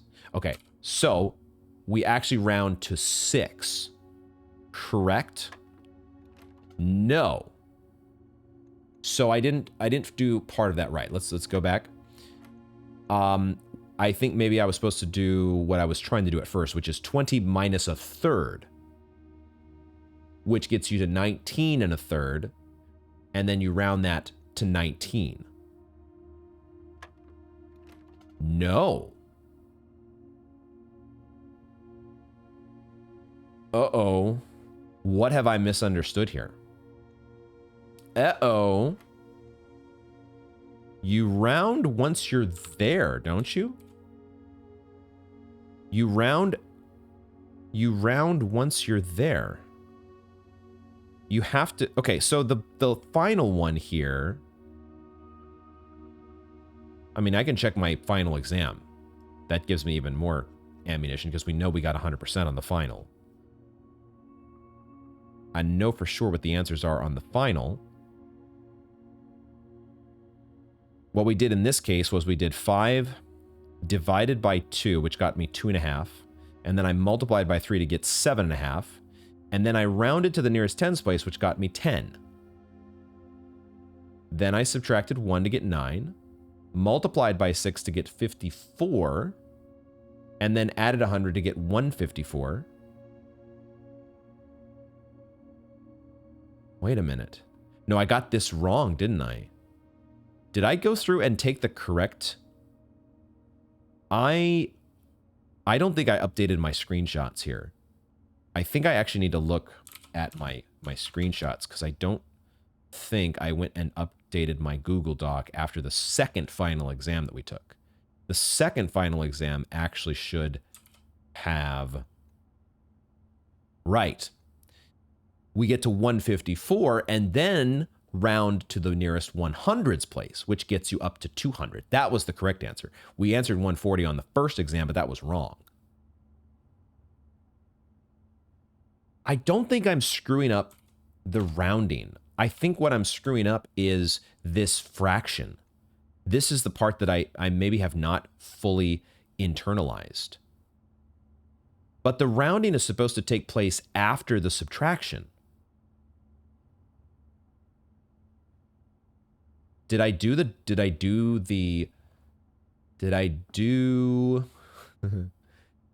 subtraction correctly or the division correctly? My initial thought was I thought 20 minus 1, which is 19, and then divide that by 3. Did I do that division correctly? I thought in my mind 18 divided by 3 is 6. And then 1 divided by 3 is 1/3, so 6 1/3. And if you round that to the nearest 1 place, you get 6. But we tried that and it was wrong. I'm not sure what I'm doing wrong here because the other one doesn't work either. 20 minus 1/3, which gets you to 19 1/3. No, I'm a dingus. It's not 19 1/3. It's 19 2/3.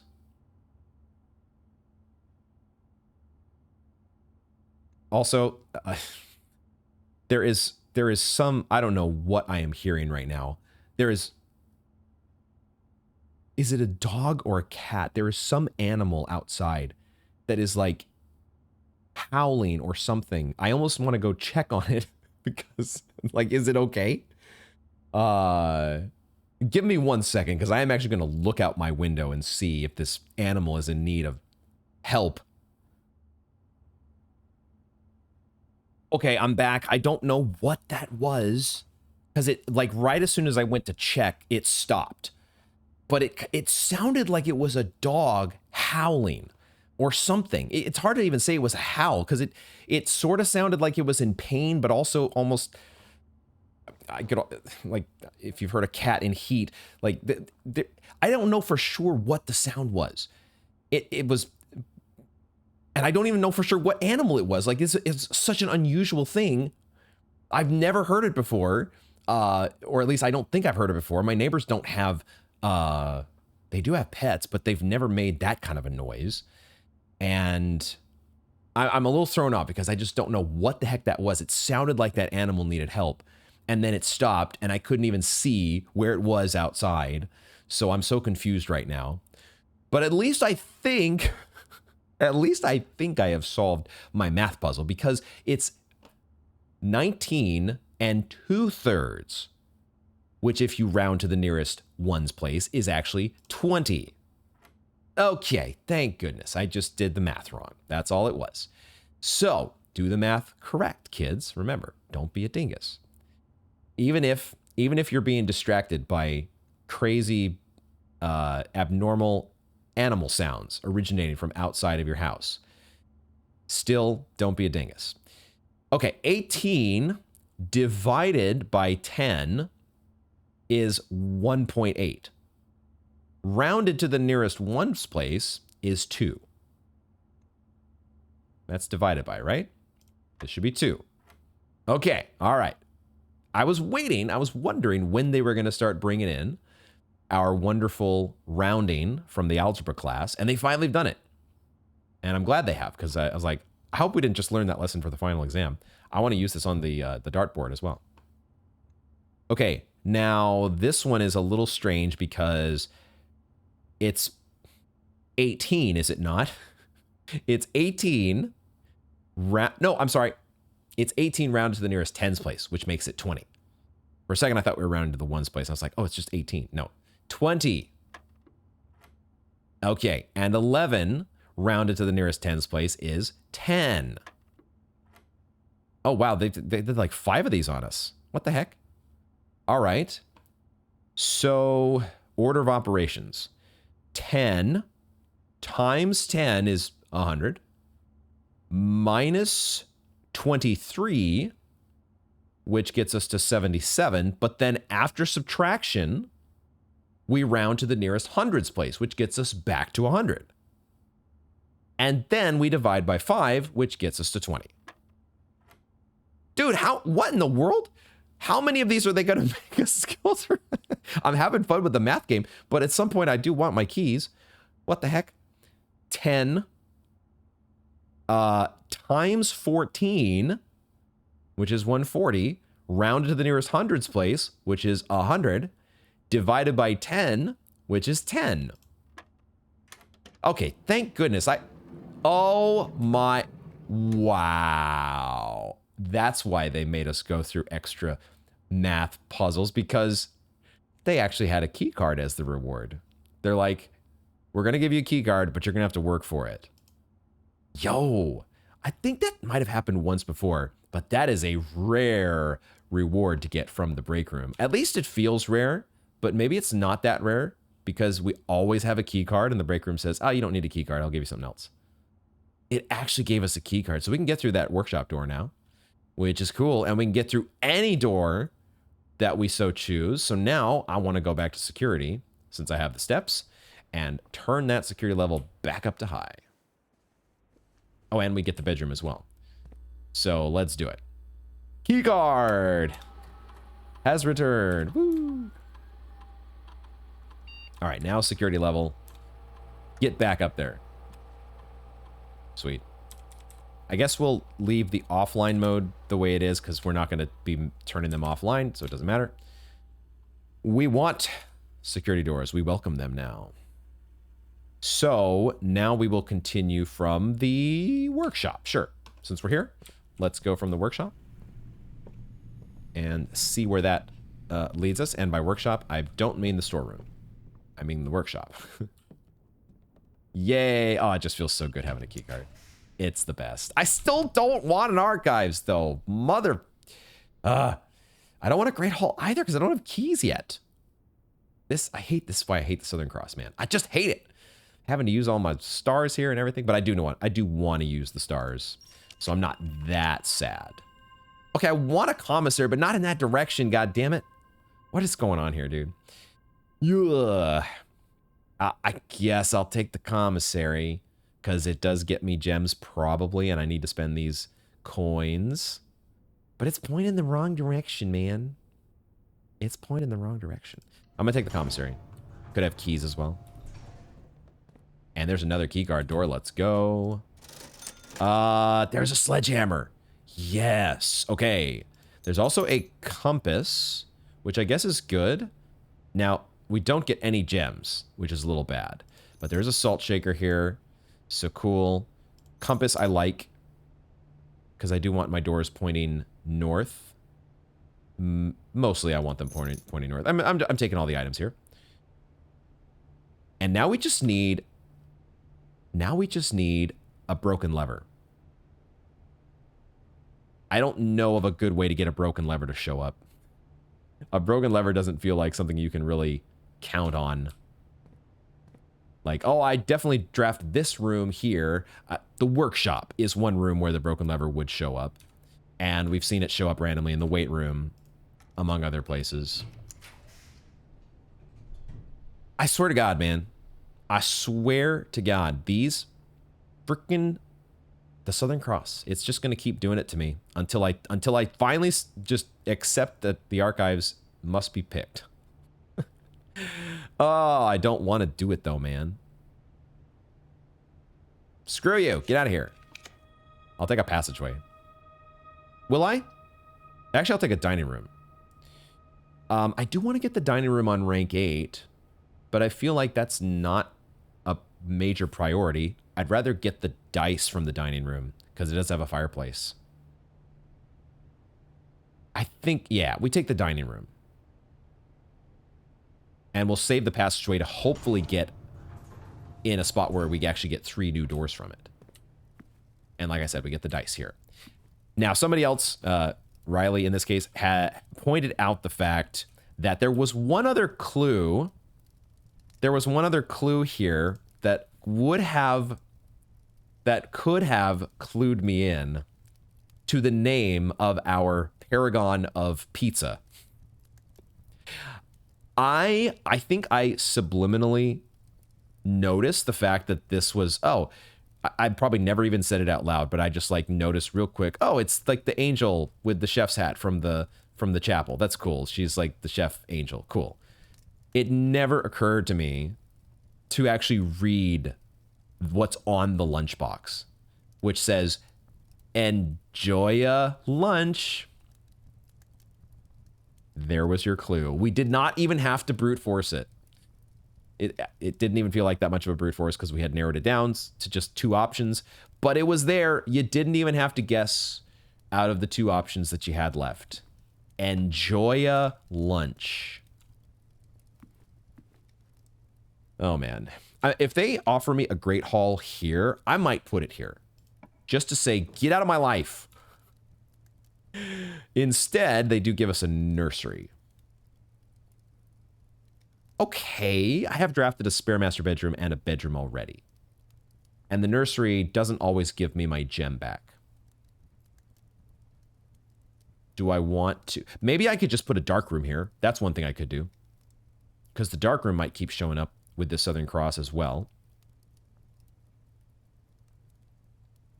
I could just ditch the dark room here. Do I want to spend a gem on a nursery? Having to have spent the gems on that vestibule early did hurt us a bit, and we didn't get any gems from the commissary. And we didn't get any gems basically from the observatories. We got just the single Diamondus Minor. So our normal gem situation that we've enjoyed in previous days hasn't panned out so far.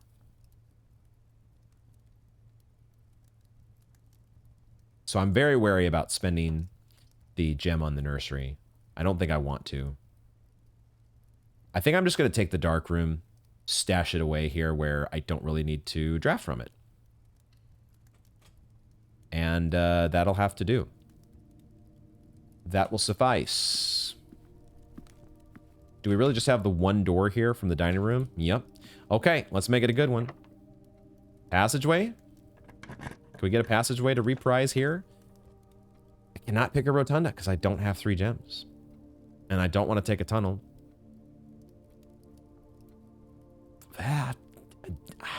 I don't know.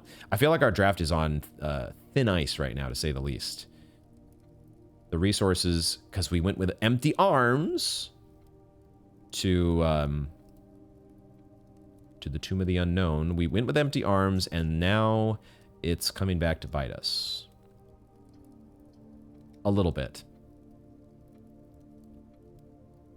I'm going to redraw here. I want a passageway. That's what I wanted. Thank you. Passageway. Yay. Can I get some security doors in my passageway? No security doors? Oh, God. I feel like we need... I'm going to try drafting the door that goes closer to rank 8. It is open. Now I'll take a chapel, I think. Because I want to make sure I get a door that goes into rank 8. I think I'd do that. Don't care about the coins being lost. This also is another door to the west wing. So if we run into a locked door situation here, I'm going to try to get to 8. I'm going to try to go through the chapel. And then if we can't get to rank 8 because it's a locked... Well, what I'm going to do is... First, we'll try to draft the door from the chapel. That goes to rank 8. Let's see if that does a thing. Check for gems first. And we'll see if we get offered a blue room that we've not drafted yet. It's locked. So now what I might do is check these 2 doors that I have in the chapel and the passageway to the west wing and see if those give me a garage. While I would like to draft the garage on rank 8, I need keys. I just need keys. So if one of these is unlocked and it gives me a garage, then I might take it. Now, neither one gives me a garage, but I do get a conference room. So I will take the conference room because that is one we've done now on rank 8. And it could have security doors, I believe. So, and it is another door potentially to rank 8. So let's take the conference room. And who knows, maybe we'll get spreading gems at some point. Spreading gems. Spreading anything. Spread could be on the menu somehow with one of the rooms that we draft. And a conference room might come in handy. Spread. Spread, spread, spread, spread, spread. See, it's that H. The left-hand side of the H is just a little bit shorter than the right-hand side. And I have to think that these notes were written by Herbert. Right? I mean, we should be able to actually check a note that we know is written by Herbert, shouldn't we? That should be possible. We did not get a security door on either of these, for the record. But let's see if this door is unlocked. Because if it's unlocked, I mean, honestly, even if it's locked, I think this is where I use my key and I just re-roll until I get a garage. That's how we solve this. Because I need keys. So one way or the other, this is how we get keys. Because we get a garage on rank 8. That's what we're going to try to do. Those are not a garage. A kennel is interesting. We do have a shovel. A kennel is actually pretty interesting. This is a way to maybe help solve your key situation. But at the same time, I do really want a garage because this is the only spot in the entire estate that you can get a Blue Tents memo in the garage. This is the spot where it has to happen. Let's try to make it happen. And I will spend some stars to make it happen. We've not done the pool yet, have we? We're getting some options here for new Blue Tents memos, but I'm passing them. Because I want the draft to continue, and the draft needs keys to continue. Got it. Dang, a gallery! Man, there's some good options here that we're skipping. But I feel like this is the one. Garage is going to be so much easier to put somewhere else on later days. This is the one that's actually, as rare as the gallery is for us, this is even rarer, the garage in this spot. Let's take it when we can. Okay, now where will we find... The other reason to take the garage is maybe you get some car keys, and maybe it has a broken lever. We'll see. There is also potentially a dig site in here. We'll see if that... Sometimes that happens in the garage, but not today. Okay, can we find... We've got our keys. We've also rung our dinner bell for the dining room, but that's fine. Steps is not a problem right now. Keys and gems. We need to find a blue memo, though. And we actually manage to find it. Where will... The first place I actually want to check is inside the car. Oh, but you need the car keys to look inside the car.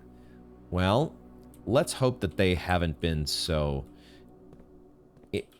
In most instances, they have not hidden the blue memo in a place where you need some extra item or some extra special condition in order to access it. The mechanarium, it wasn't behind one of the secret doors, or any of the mechanarium doors. They're not secret doors necessarily.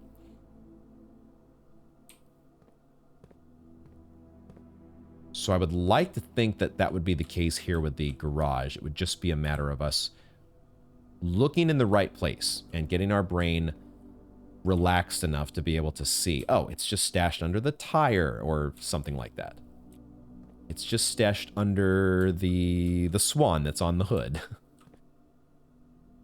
What part of the garage do we need to examine?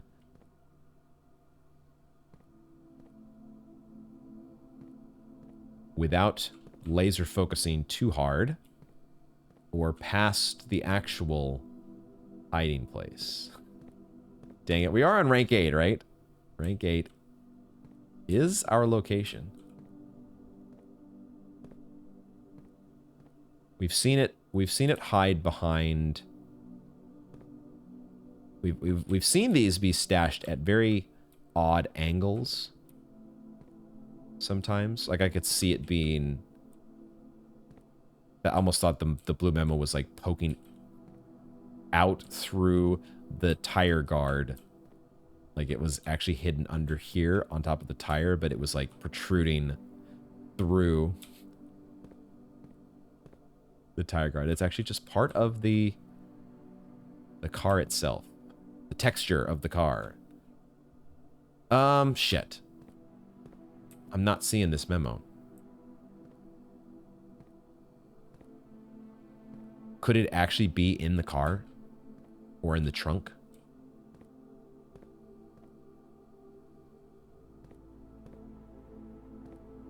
I feel like there are so many potential spots, like on these shelves or on the bench.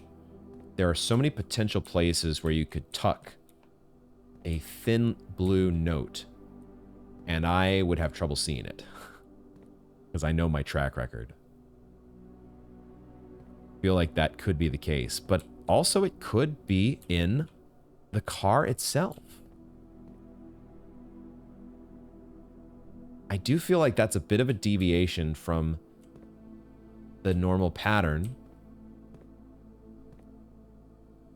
But we have seen in the locker room, one of the blue notes, the one that was in the locker room, was within a locked, well, locker. And I wonder if that's the case here. The car needs to actually be opened. Shit. Oh, I really hope they give us a car keys now. A set of car keys. Because I'm starting to think that's where it's at. Man, I hope I'm not walking by... I hope I haven't just walked by the obvious blue note right in front of me like 15 times already. But I'm getting the impression that that's not the case. So I think we have to come back. With some car keys? Or at the very least, with a little bit of fresh brain energy. Because I don't see it. It doesn't seem like it's on any of the shelves. And I'm not seeing it otherwise. Yeah, so I went ahead and I took another break and came back, took another look around, hoping for some fresh brain. Fresh brain, help me. But I don't see this thing. I feel like I've checked every little nook and cranny that I can possibly see that is outside of the vehicle, and I don't see it. So maybe I'm still just missing it, but I have to think that we need the car keys. And the fact that we know the locker room required us to have at least enough keys to probably open all of the locker room doors to confirm where the note would be. It's not an incredible stretch to think it would want us or require us to have the car keys. So we'll see if we can make it back to the garage at some point. Let's see if this door is open. If it's unlocked, aha, it is unlocked. And there's her ladyship's chamber. Okay. This would not be a bad one to take, because if we do draft a walk-in closet, we get 3 gems. So I'm kind of down for that. Yeah. The reading nook, of course, would be another key. We really need gems at this point, though. I really could use some gems. I suppose if we got a telescope, I could hightail it back to our observatories and get myself another diamond as miner out of desperation. Ultimately, I'd really love to have a broken lever. And I think, I want to say that there was one day where we got the broken lever in the clock tower. Am I crazy? I think that's one place it did show up. But I could be making that up. But I feel like I want to take her ladyship's chamber. We're not really particularly close to playing the chess game, I don't think. We don't have enough gems to draft an office or a throne room. We don't have enough gems to really draft much of anything. And we do have, I guess, the knights in the observatories, and we have the bishop in the chapel and the pawn in the parlor game. Do we have a rook? We still need a reading nook or a clock tower. We didn't take a conservatory. The fourth rook is where? I always forget that last one. I always struggle a bit with that last one, but I don't think we have it yet. So we're still a little ways away from actually doing the chess game. So should we still settle for her ladyship's chamber? I don't see why not. I could keep redrawing for... If I wanted gems, I could keep redrawing for like a wine cellar, but I'd rather do that on rank 8. If we got a wine cellar offered at the chapel, I might just take that and I'm good to go. My draft is complete. But if we get a walk-in closet... By the way, this is next time you enter boudoir and next time you enter walk-in closet. So if we had already drafted these rooms, this would apply retroactively. I thought it was like the next time you draft, but it's not. So, okay, let's take this. Let's take her ladyship's chamber and we'll see if we get a telescope. We do not. We get a chest, which we can open because we do have a sledgehammer. Nice. I'll take that. There's gems. Oh my god. Okay, we're back in it, boys. We're back in it. Let's go. No telescope, but that's so much better than a telescope, actually. That is so much better than a telescope. Let's go. What were the effects of going to sleep in her ladyship's chamber? You awoke the morning with 10 less steps, but also observed an additional star. Oh, right. You lose steps tomorrow, but you get another star. Okay, so there's our queen for our chess game, if we do so decide to play, or get the pieces to play. And we get our lovely, I don't know, is this the Arajan theme? It's such an Arajan themed room otherwise, right? The Arajan hat and the purple. The wonderful little, I guess, Arajan steeples here on the bedposts. The pictures of her parents, we don't have a magnifying glass, but I don't know if there's anything important about these, other than that we see there's the same faces on the family tree. And so we therefore know we can put the full picture of Lady Epson's family tree together. Otherwise, are there any other details that we've overlooked in this room? I have a feeling you guys probably would have nudged me back to her ladyship's chamber, or at least to take another look around her ladyship's chamber. Does it never end? Wait a minute. Is this the anagram? Is this the anagram? Hold on. Is this the anagram? Denoted in verse. I think this might be the anagram. I think this might be it. Where do I need to go here? I'm going to what we were looking at earlier, which was the outside the house, a new clue. That's what we were doing. Serve not indeed. But what if it is, I think it's actually, does it never end? Let's see if we can make these different colors. Does... I think this is exactly what it is. I almost don't even need to do this. I think I've convinced myself. But let me go through. My meticulous, detail-oriented brain has to see. Does it... We got to do different colors for each of these to make sure that I actually do this right. Does it... This is totally it. It's never end. Denoted in verse becomes does it never end. Wow.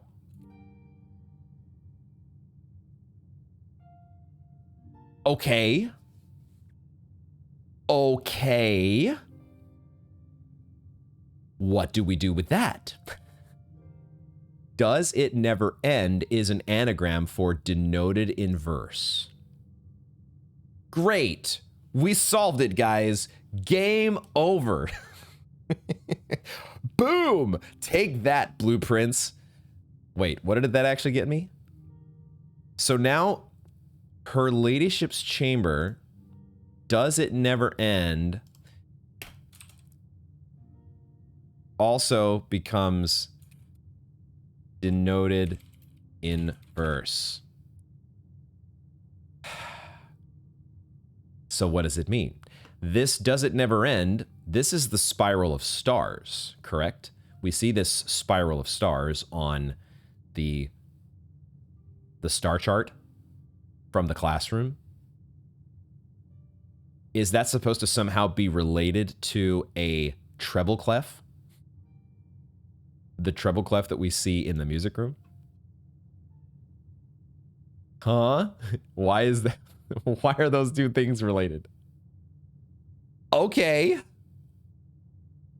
Let's put the same denoted in verse. We don't need a magnifying glass. We don't need that. What we need here is more. We need more insight. We need more eyes. Bloodborne. No, we need. We need. Does it never end? Does this game never end being the masterpiece of confusion and hurting my brain that it is? Does it never end? Wow. Well, okay. Well, this was a much more fruitful perusal of her ladyship's chamber than I would have guessed. But it's so funny that we were we had that extra time before the sacred hour, and we just decided part of that to spend on mulling over denoted in verse and potential anagrams. I wonder if I had not done that, would this have jumped out at me the way that it did right now? Maybe not. That's so funny how that works. The things that are relevant to your brain or not relevant. Okay. Now, we do have a locked door above the chapel, but maybe I will try to draft the passageway first. If that door is also locked, we have the steps from the dining room as well to get. Let's draft this door if it is unlocked. We're getting some pretty good luck with some unlocked doors here. And that's a trophy room, which we have drafted on rank 8, so we don't need to save it for rank 8. And it actually, I was going to say, it doesn't give us dice like a guy's bedroom does, but wait, we have an experiment. It does give us dice. Ha ha! And it gives us gems. Experiment successful. Let's freaking go. Okay, things are starting to happen here. I'm going to grab the steps before I go to grab the gems, because I really don't want to draft a furnace. There's never any other world here where I'm waiting to eat this, other than maybe waiting for like a silver spoon. But I already have my salt shaker. I'll take my extra step and be fine with that. We can now go to the trophy room and get all our earnings off our hideous elephant foot. There's actually two, right? I didn't realize until editing that there's actually a second elephant's foot in in the trophy room. What a wonderful, horrific nightmare of a room. Okay, this door is locked. This door is locked. So now, why don't we go and draft the chapel? Because let's spend our keys actually on rank 8, where we can use our dice and our rerolls, and I don't care about all these extra steps that I'm wasting because we have infinite steps, more or less. Let's draft on rank 8.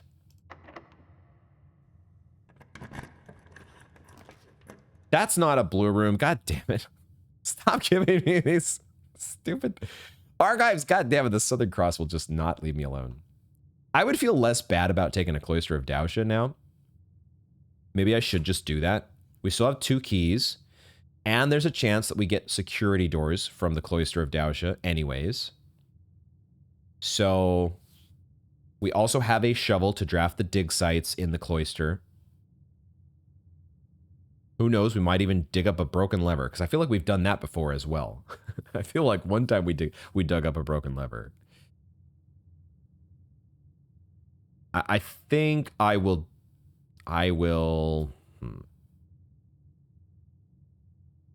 I'll do that because we get to draft the rooms. Well, maybe we draft the rooms at rank 9, but with my key situation the way it is, that may or may not happen. So I don't know for sure. But the cloister at least gets us another door on rank 8. That at least happens. I might have to ultimately settle for an archives. Not here, but I might have to settle for it like coming up if I want to get another. But then I wouldn't be drafting a blue room on rank 8. I don't know. This is tough. I'll settle for the cloister for the previously stated reasons. Don't love paying 3 gems for that, but we do get a security door that goes to rank 9. So there's that. These are probably not going to dig up gems, but that's fine. I'd rather dig up keys. If anything. You got a key in there for me? Coins. All right. No key. 6 add 6. Tor lore et. What does it mean? What does it act? We know. I think we finally know what it actually is related to, but then how do we utilize that? Should I just try to draft this now? Let's see if this opens. It is locked. So now we'll do this one first. And it gives us a Geist bedroom. Or we get the courtyard for the extra gems. And other green room related stuff. I guess we also have chef's salad back in the kitchen. Buff our chef's salad. The courtyard also gets us a door to our resilience of the rook. And maybe it's even a security keycard door because it's a courtyard. Okay, you convinced me. I'll take a courtyard over a Geist bedroom, I think. You convinced me. Maybe there was a chance that we'd have a broken lever in here too. Security door, nice. Before I dig these up. Why am I waiting to dig these up? Because I might get a detector shovel? Question mark. I guess let's just open this door and see what we get for the final room. Or the final room. The room up in the corner. Solarium. I feel like this solarium has shown up in this corner quite a bit. Unusual and rare rooms. I mean, I like the sound of this because it makes a wine cellar theoretically more possible, right?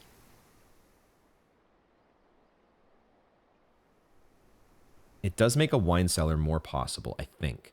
It also would make a gallery more probable. But there are still a lot of common and standard rarity blue rooms that we want to draft on rank 8 as well. Does the solarium get us a chess piece? I think it gets us a pawn. What is the other rook? Just out of curiosity. Let me remind myself. I'm going to search for rooks. Search for rook. Where are the rooks? The 4 rooks are... Oh, the vault is the other one. That's right. So... we did have a chance to take a vault with the... instead of the trophy room. But the trophy room was the right pick. We needed gems. I think I'd take the solarium. But then again, there is a chance to redraw here and just get like a conservatory instead. Maybe I should do that with my resilience of the rook. Maybe I should do that. I'm not taking the treasure trove today because we don't have the keys to afford getting another chest open in the treasure trove. Oh, I do have a tomb, I just realized. The Geist bedroom is actually 6 dice, not 2. But I also just keep getting dice back from experiments, and I have an inkwell. If I'm redrawing, what am I redrawing for? That's the thing I don't know. I feel like I would rather spend my redraws on rank 8, but the resilience of the rook, these redraws are here for free. So, I don't know. I don't know. Oh, I guess walk-in closet and boudoir. Those would be more valuable. Walk-in closet, the most valuable. Maybe a locksmith. I guess something that gets me keys would be more valuable. Okay, there are actually options here that would help my key situation. So let's try to aim for those by doing some redraws. That's a good move. Boudoir does not help the key situation directly. It helps everything else. It does help everything else. And it would get me more dice for re-rolling on rank 8 itself. But I kind of need keys. If I miss out on this boudoir, I'm not going to be that sad. Because I'm not desperate for steps or dice or gems. So let's keep going and see if we can get something that helps us with keys. A closet could help us with keys as well. But I think we can do better. And we got 3 more re-rolls with the rook. There's a wine cellar, but it's not on rank 8. Damn it. An office. Now, an office would help us in terms of chess, if we wanted to play the chess game. And the office has had car keys before. And now I can kind of afford to take an office. We're still 1 piece away. We need a rook. But with an office in place, getting a reading nook, you would think, would not be that hard, theoretically. We still have 2 keys left. We've got a key card as well. Let's take the office and see. Let's take a flyer on playing the chess game, maybe getting to play the chess game, and switching back to a king. And maybe we get some car keys. And I guess we get to spread gold as well to the conference room, which is just around the corner. Not that we can do anything with that gold till we get a locksmith. I'll take it. I'll take it. There's an apple here. Our experiment is not based around apples, unfortunately. And there's no car keys, so... But we get the steps. That's fine. And we get the... That's right. We also get a gem back, right? I forget about that very often. There's our car. Little car model, which I kind of forgot was up on the mantle or the shelf. Let's spread gold. Might come in handy. Not payroll because we don't have a servant's quarters or a maid's chamber. We've run payroll like, what, 1 time where we actually picked it up? It was like the 2nd or 3rd day on the estate, and then we've never done it since. Okay, so let's now dig up these sites and see if we can get a key. An extra key, maybe.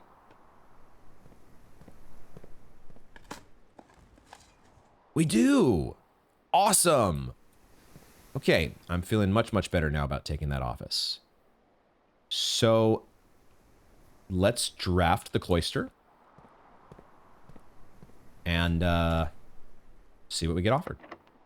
We still have plenty of rerolls with these stars and dice to get something good here, hopefully.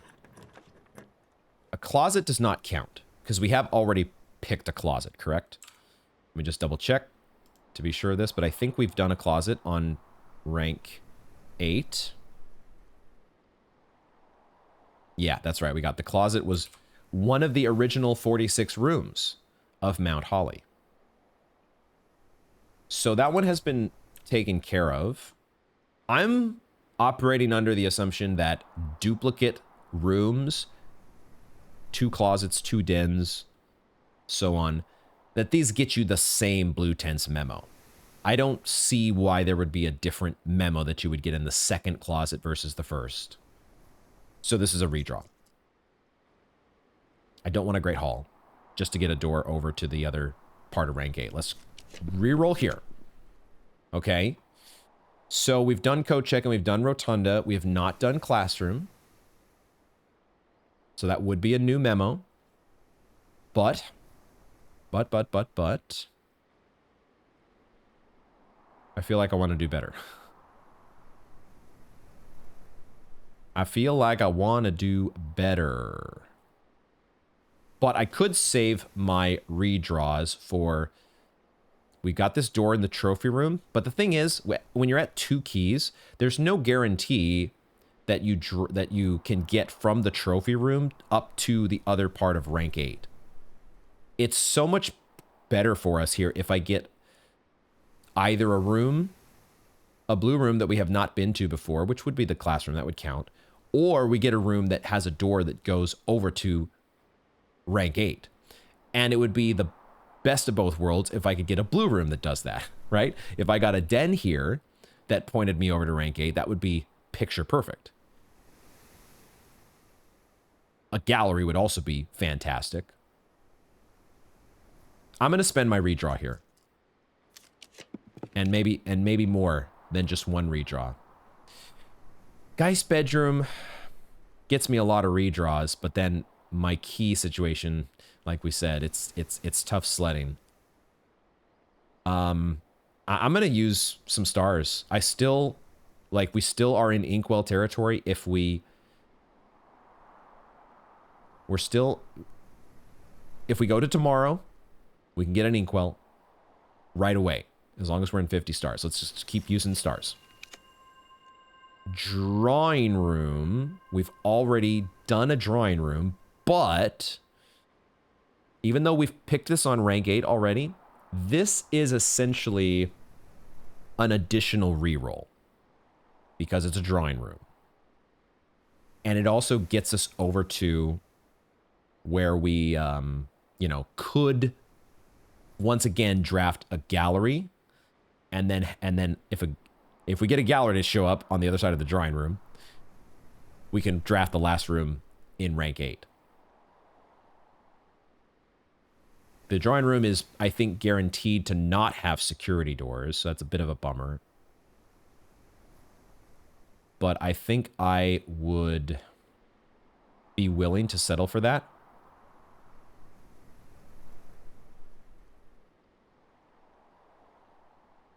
I'm going to settle for it because it does give us the additional redraw.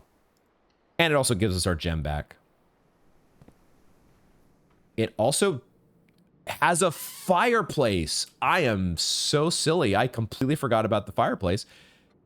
It gets us 2 more rerolls on top of everything. What a great experiment. It also gets us into the antechamber, but I don't think we need the basement key anymore. So that can stay where it's at.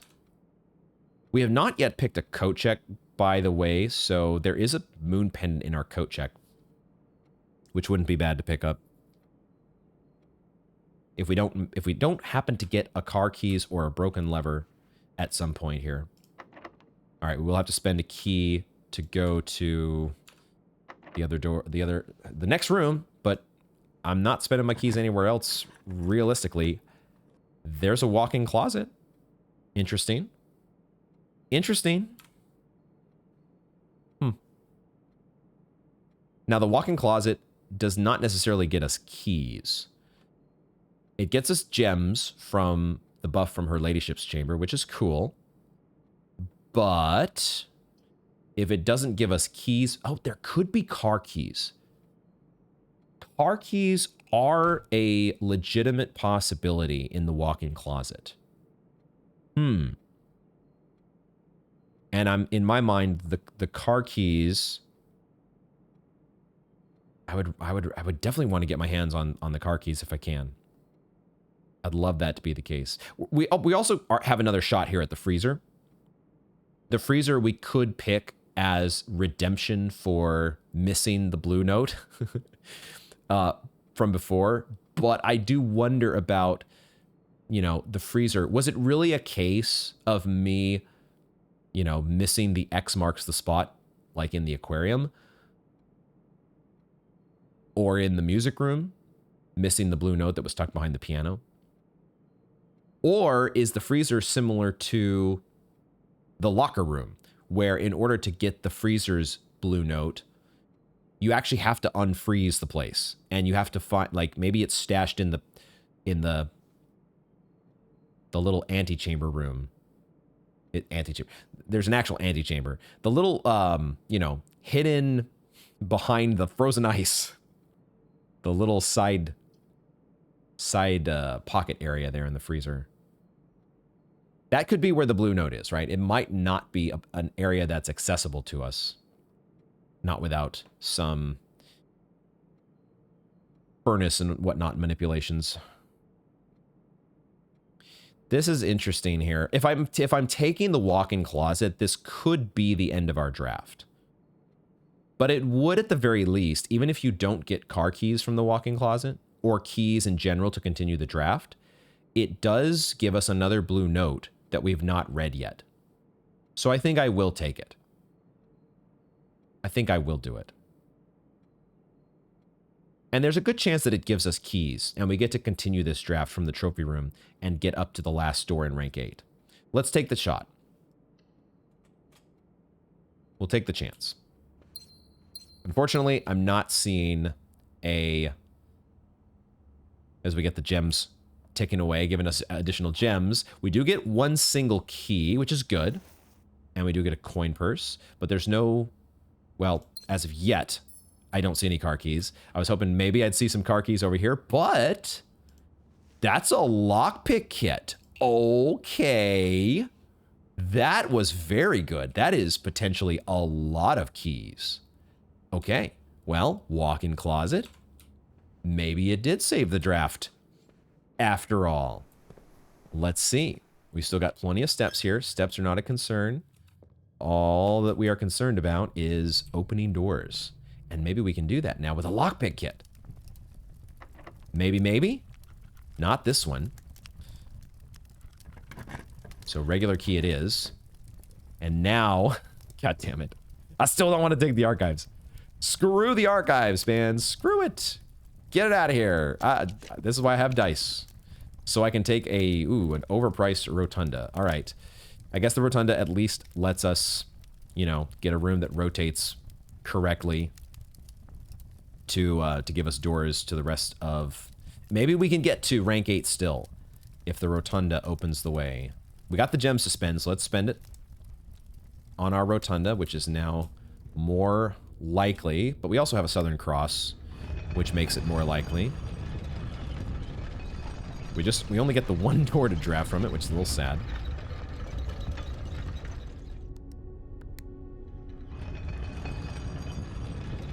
We're so close to making a power hammer. I want to make that power hammer, but then I'm also realizing what they've done so far in the tunnel outside. Basement key, key card, power hammer. These are all not things that are like super easy to come by. Who knows what obstacle is going to be in our way next?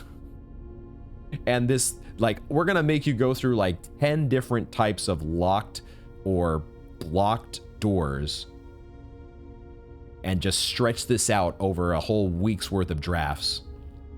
How many different obstacles are we going to have to fight our way through to figure out what's at the end of the tunnel? That was an unlocked door, though. Let's go. I will use my last die here because I do not... I'm at this point, I'm making a point of not picking the archives. Is that true? Because the archives has security doors more often. But it also introduces the archives into the mix. It makes it so much harder to draft. I don't want it. And when I can rotate here in the rotunda, I just want a door. Any room with 3 doors is what I want. And I still have plenty of redraws with the... Okay, I will settle for a gymnasium. I think. Let me make sure about that. Assuming it's pointed in the right direction. But I think I do settle for a gymnasium. Because I have plenty of steps still. It's no problem. The casino, I don't need.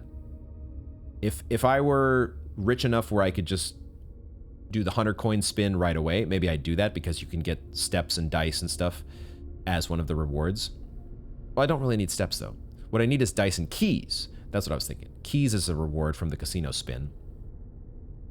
It's also a reward from the 20 gold spin, but the gymnasium is more...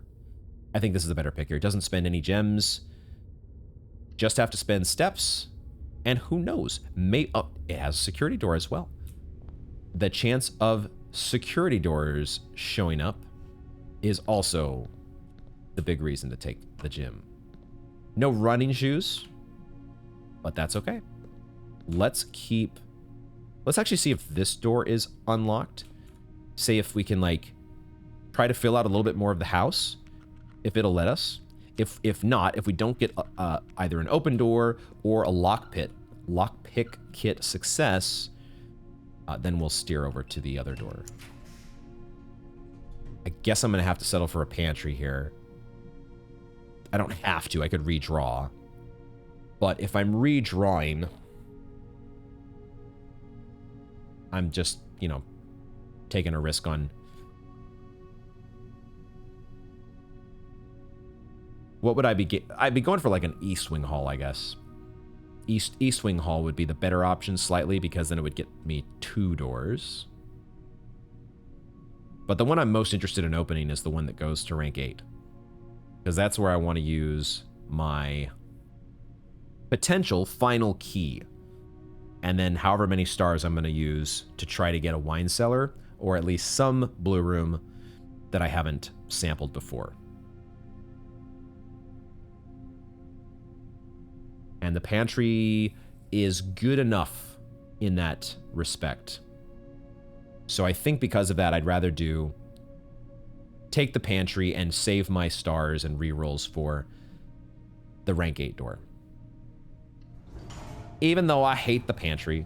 Why is the pantry showing up so much today? Maybe it hasn't shown up so much. Maybe it's just shown up more often than I would expect a room that's supposed to be rare to show up. Okay, so let's see if this opens. And it does. We do pick the lock. Once again, they're offering us the classroom here, but I'm not thrilled about taking a classroom. I don't really want to settle for a classroom. Let's see if we can do better. We're still in Inkwell territory if we start tomorrow with this many stars. The pool. This would be a good room for resources, right? The twin trunks. And it is a room that we haven't drafted yet on rank 8. So it would get us, in all likelihood, some keys. There's a good chance it gets us keys from the trunks. It does not have a fireplace, so we don't get dice from it. But I'm just not... Well, I guess the thing maybe we're still trying to do is play chess. And we don't still, at this point, have a rook. So if I could settle for the pool and then try to get a rook, or we also want to get a broken lever. So there's a good incentive for us to continue this draft beyond this door. We don't want to be so myopic as to say, I only care about getting the wine cellar here and nothing else. I think I want to say that the pool is good enough because it is a new memo and it does other things for our draft. Also, the locker room actually is a pretty good room because we have a conference room. So that would definitely solve our key situation if we pick that up afterward. I'll settle for the pool here. Once again, we'll have to pass on the wine cellar. But the wine cellar, you know, I think we really need to get Draxus the Dead. I think that is what we need to do in order to make the wine cellar a reality. Or we need it to show up in the conservatory and we make it a common. That's what we need. So now maybe our goal is to get a actually, our goal is to get a conservatory as our corner room because that's a rook. I just realized that. We didn't get any keys, by the way, but let's see if we can first find this blue memo. There's not too many places in the pool where it could be stashed. There really are not that many places, right? So it's probably like hidden behind one of these pillars.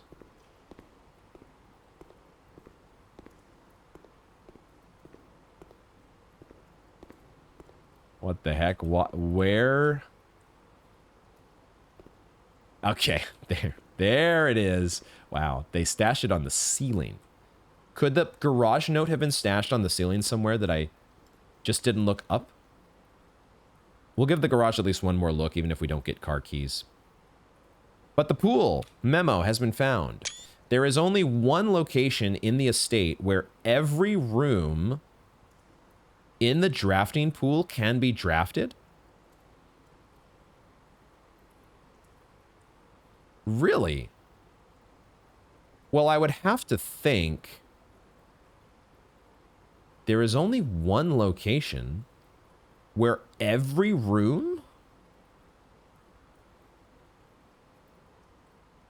I don't necessarily know why that bit of trivia is super useful to me. But if we were answering, if we were answering, if this were a Jeopardy question, what would be the question to this Jeopardy answer? Because in Jeopardy there are actually answers that they give you, right? They give you the answer, you have to give them the question. But that technicality aside, what room are they talking about?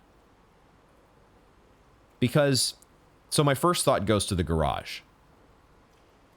I guess it would be, you would have to know, well, two rooms actually. The garage and her ladyship's chamber. These are both pretty relevant to this idea because her ladyship's chamber can only be drafted ranks 1 through 8, correct? I could never draft her ladyship's chamber at rank 9, right? Which means I have to be able... It's actually the conservatory that's the next most pertinent room, I think, because the conservatory can only be drafted in the corners. And that means that the only place that you could draft either the conservatory or her ladyship's chamber would be this bottom left corner. The west wing on rank 1. But could you also draft the garage there? I feel like I have never seen the garage show up here. And I'm not sure it could show up here unless you were drafting from where the corridor is. But I cannot remember a single time where the garage has shown up. I mean, I feel like this is not something I need to like figure out on my own. I feel like this is something I could just say to the audience. Feel free to hint. Well, maybe I'll think about it. Don't tell me just yet. Don't confirm for me where this is. I'll think it over.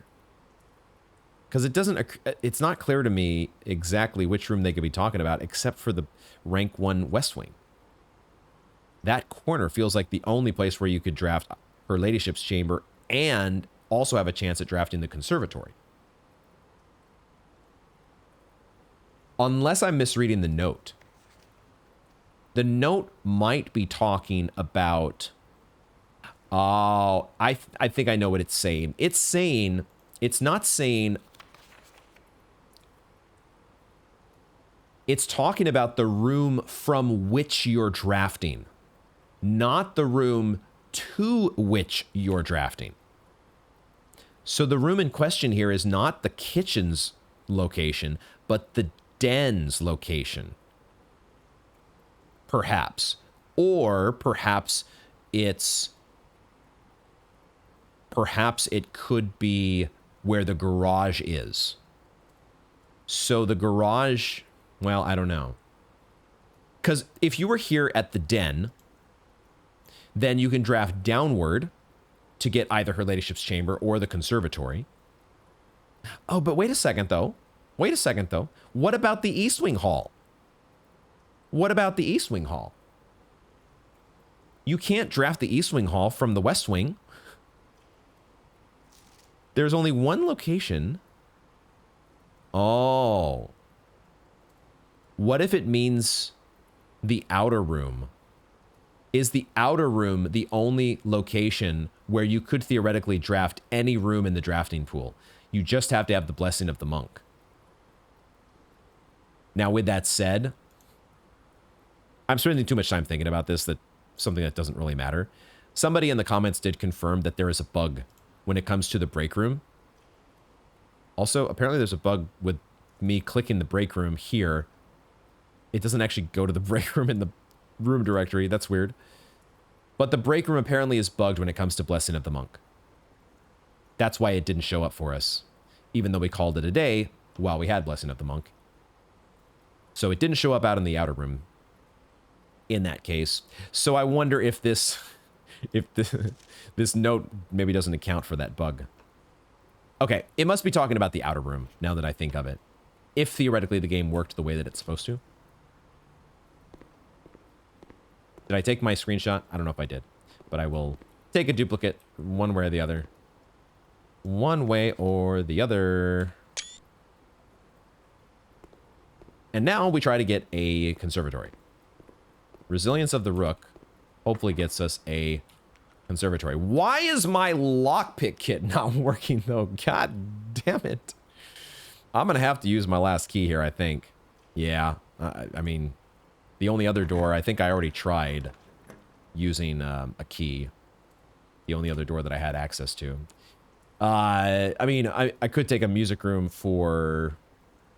Well, the music room is interesting because there's a chance that it could get us a secret garden key, correct? I don't think the music room can directly get us a car keys. I don't think we've ever seen a set of car keys because I don't think it's considered a major key. The only ones I remember seeing in the music room are Secret Garden, Prism, and Silver Key. And actually, now that I think about it, for some reason I had it in my head, if we get a Secret Garden key, then we could get a set of car keys. But that's not how it works. It's usually the other way around. You can sometimes get a Secret Garden key from the trunk after you get car keys to open the trunk, but not the other way around. So I don't think we want this music room.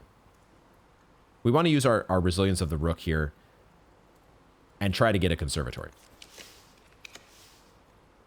Ooh, interesting. Interesting, a servant's quarters. That's actually a pretty dang good room for us. That's not a bad room at all. Now, it does not get us a rook, however, and maybe that's where we say, let's take the reading nook. Because now you will have filled out your chess puzzle. Her ladyship's chamber, office, nook, chapel, observatory, and parlor. You've got your pieces in place to get your banner of the king back, which is what you want. It's what I want. I like the banner of the king. It's more fun. It gives me like a direction for my draft that I might not otherwise have. And I like the idea of being able to just switch it to blue because we're going for these blue tents. I think I'm going to take the reading nook and guarantee the rook. Even though the servant's quarters is more keys and we could theoretically draft more rooms in the house, I'm kind of at a point where I just want to say reading nook and let's be done with it. Now the clock tower could do the same thing. Actually, the clock tower has a rook as well, doesn't it? Let me just double check that. But I think we just said a moment ago that one of the places that we have a rook is the clock tower, and it does have a rook. So I could take a key for tomorrow. That's even maybe better. It would actually be 2 keys for tomorrow. And maybe it could give us a broken lever. There's a chance at a broken lever in a clock tower. I think it's a pretty small chance. Now, if I take a servant's quarters, that is a lot more chances at a broken lever in these 7 rooms that we've got left. We could probably draft the rest of these. The other option is use our 3 up to our 3 remaining we still have 4 dice as well. We have a lot of redraws left. We have a lot of redraws left. This is interesting. What do I want to do here? This is a tough choice. I think I do actually want to take more shots at getting this broken lever. Maybe the broken lever is in the garage. And we also want to have more shots at getting car keys, right? There's two things that we're kind of still actively hunting for.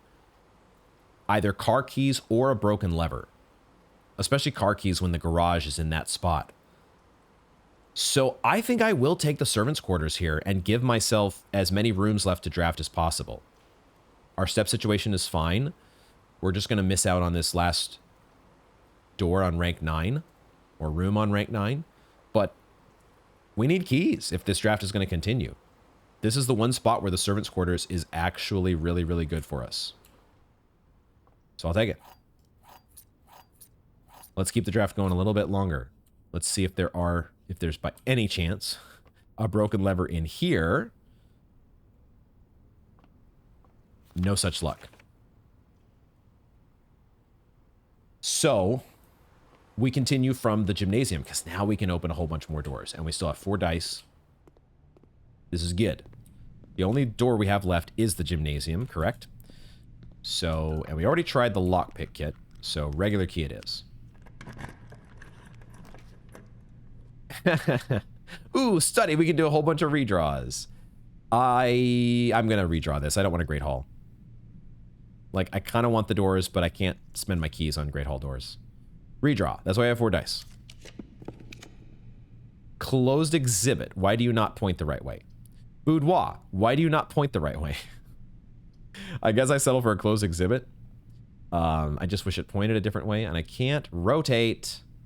And I still don't want an archives. Maybe I should take it. The closed exhibit.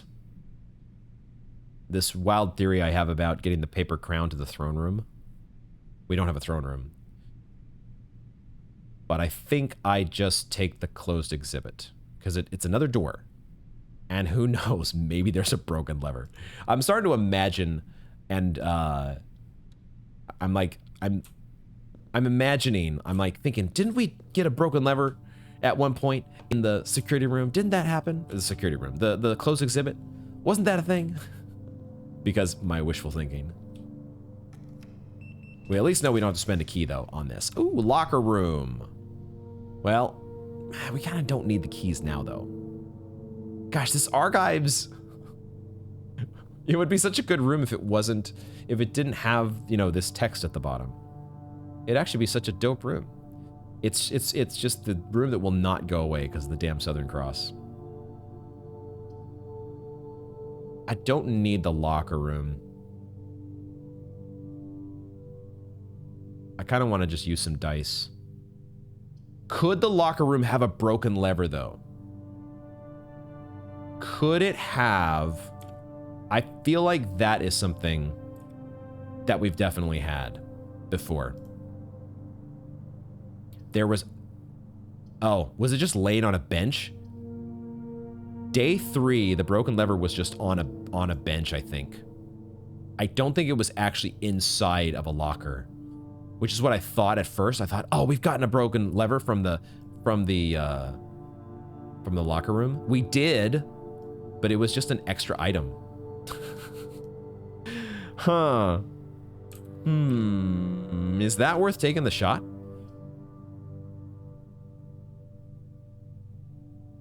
Still have 3 dice. It is going to become much more difficult to draft the rest of the east wing. But, I mean, I guess this is as good of a room as any. When you have a conference room, just go grab all your keys and life is good.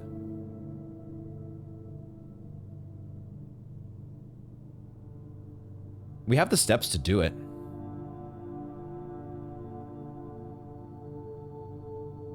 How do I want to handle this?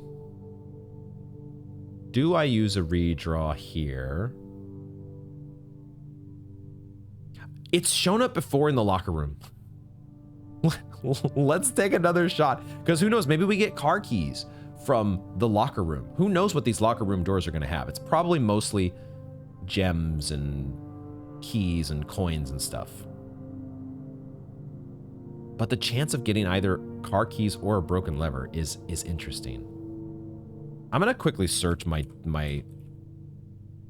Google Doc.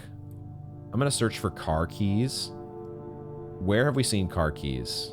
I guess in the guest bedroom before it was a Geist bedroom. Dang. Lucky Rabbit's Foot got us car keys in the courtyard once. And then where was the other spot? The parlor. We've already drafted the parlor. No car keys.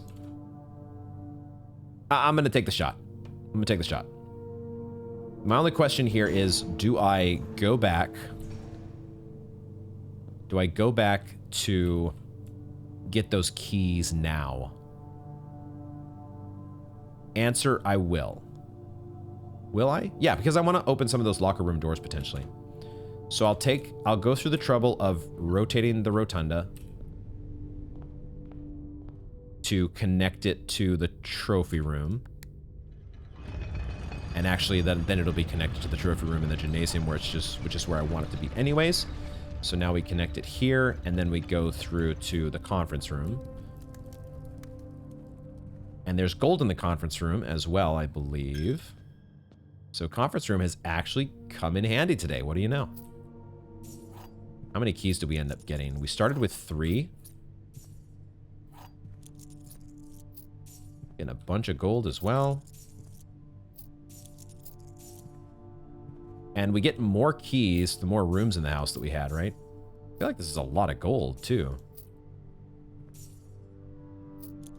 Does the office normally spread this much gold? I feel like this is more than normal. We ended up getting 5 keys. I thought we would get more keys than that, but that's still good. It's more than enough to open the rest of the doors in the house. It's not really enough to open the rest of the locker room doors. But that's okay. We'll learn to live. The real question is there going to be a broken lever somewhere in this room? There's a set of car keys. No broken lever, but there are car keys. What? The locker room had car keys. Oh my God, I almost want to go to the garage right now. Because it's going to cost me a fair amount of steps just to go back to the garage, going through the gymnasium. We were just there. I could have picked up the car keys here and then gone back to the conference room. I should have just checked the locker room first. I have a lot of coins as well now. I don't have that many gems, notably. Interesting.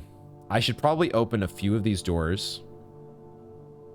Let me just double check which doors have the stuff that's fixed. Like the green memo is on row 6. And then the math worksheet. Okay, so I don't want to open this door because I think it has the Rogue Moon note. I don't want to open this door.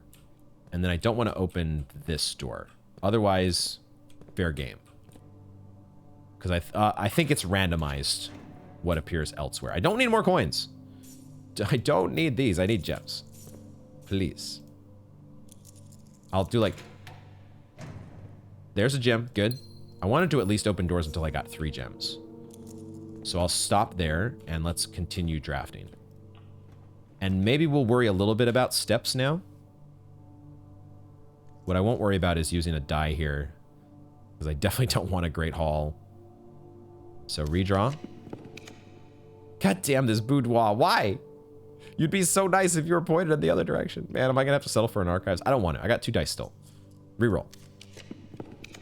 Okay. Boiler room or pump room? Just a pump room because I don't have to spend a gem. The boiler room could have dig sites, but that's not a good enough reason. The boiler room does power and ducts things. Do I care about those? It's really just the laundry room. The laundry room is good. Especially if it's connected to the boiler room, right? We could do the extra shenanigans.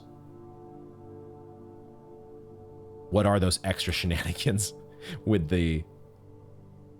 Let me remind myself here what the laundry room does when it's connected to a boiler room.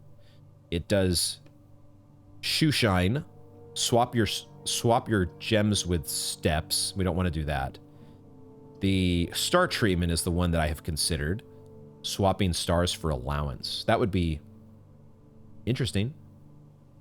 Give us a crap ton of stars.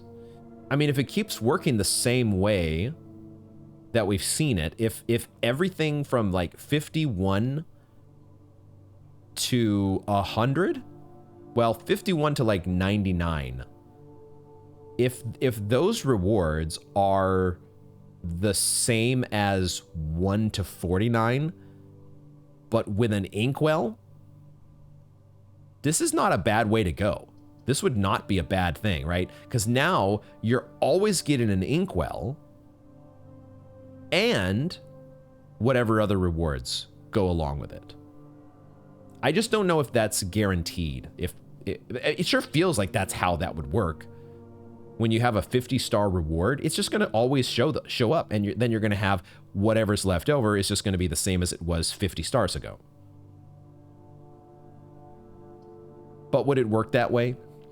Would the night sky get too crowded at some point and you couldn't actually fit everything up there and something has to go? What's the other one? Dice for keys. Dice for keys. Does that help us? Dice for keys. I don't think we really want to do that. I think the answer here is I just take a pump room because I'm not so interested in swapping stars for allowance that I would do the boiler room and try to spend some rerolls to get a laundry room attached to it. Let's just do the pump room and continue our draft. We can save the boiler room as a T-shaped room that maybe we'll get here on the east wing. Who knows? I don't think there's actually anything we want to do in the pump room. No dig site. So let's see if this door...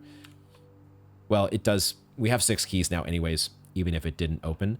The boudoir is actually good for us because not only does it give us dice, now that it's actually pointed in a direction that we like, but it also gets us a gem and it gets us steps because of her ladyship's chamber. So I'll do the boudoir. Boom.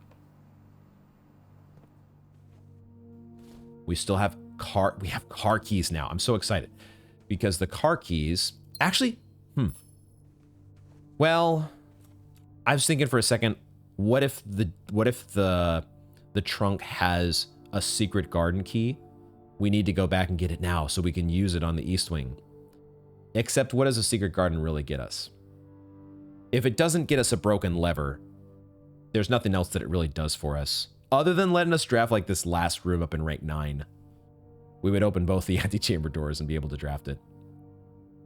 I don't think that's worth spending another like 20 odd steps to go back to the garage and then come back here to the boudoir and keep drafting. All I want to do is finish drafting in this direction, then go to the garage, and then we'll see from there what we do. Maybe we make a jack or a power hammer. Maybe not. We'll find out. Unlocked door. Treasure trove or sauna or reroll. We still have 3 dice. I feel like I probably reroll. Sauna would be fine. Give us those extra steps for tomorrow. But if we're not getting a broken lever from the garage, I'd still like to get a broken lever from somewhere.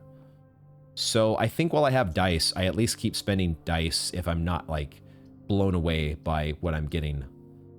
These are not... I'm blown away by these options. So, reroll. Tunnel, huh?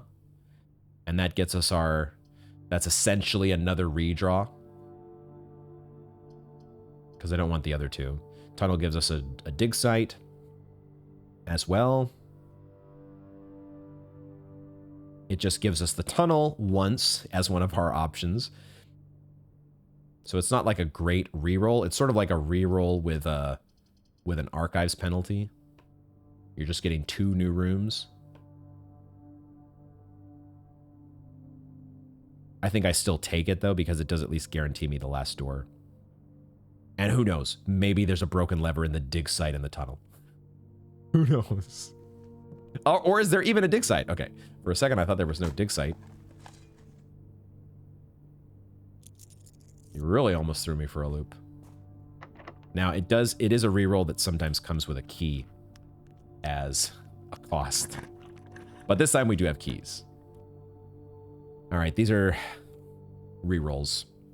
Greenhouse does nothing for us here. Reroll. Coat check. We finally do get a coat check if we want to grab our moon pendant.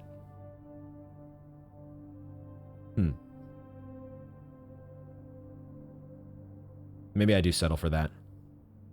It doesn't buff any other room like the clock tower. We didn't take the clock tower. But the moon pendant is cool. The moon pendant is cool, and we're not worried about having... I don't think we're worried about having empty arms. I suppose I don't know that for sure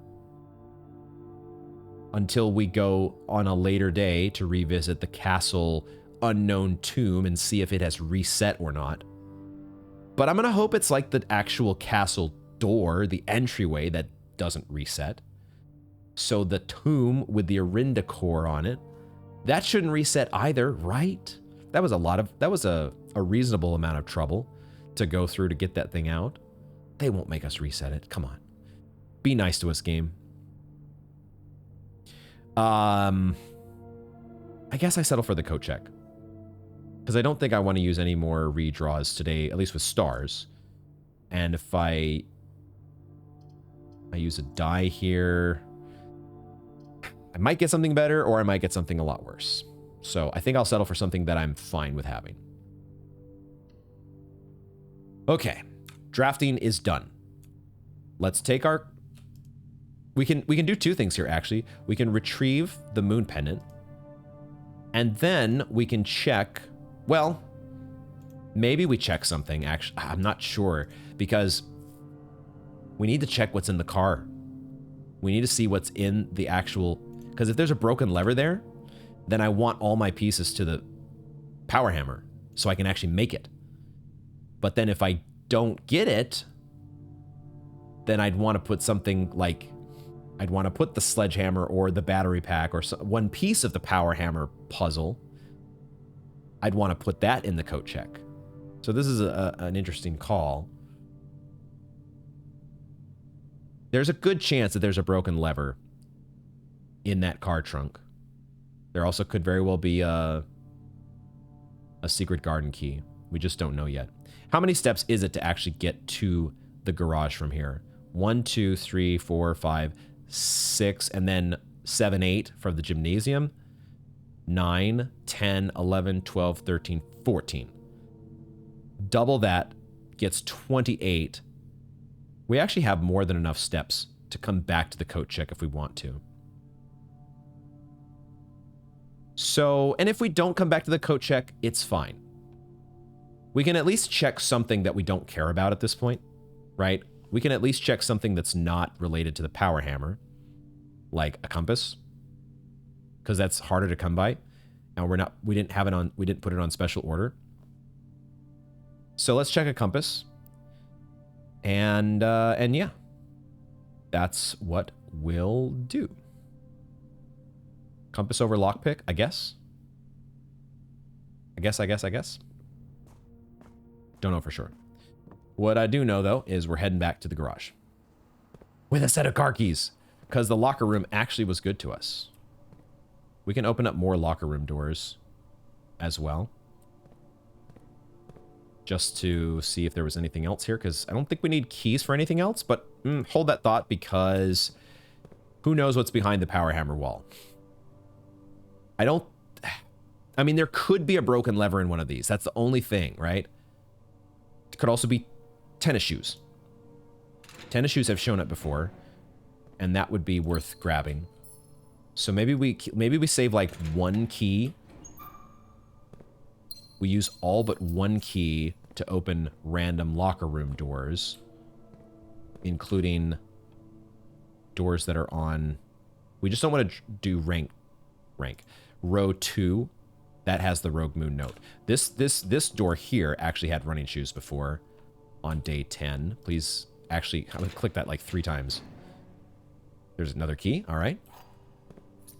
It's this one, I think, that has the Rogue Moon note. So we just don't want to open that one. Okay. Now we open this one. And that'll be our last... Okay, that's our last door that we're going to open, because maybe in some world we'll need this last key to open a door that's behind the power hammer wall. I don't know. It could happen.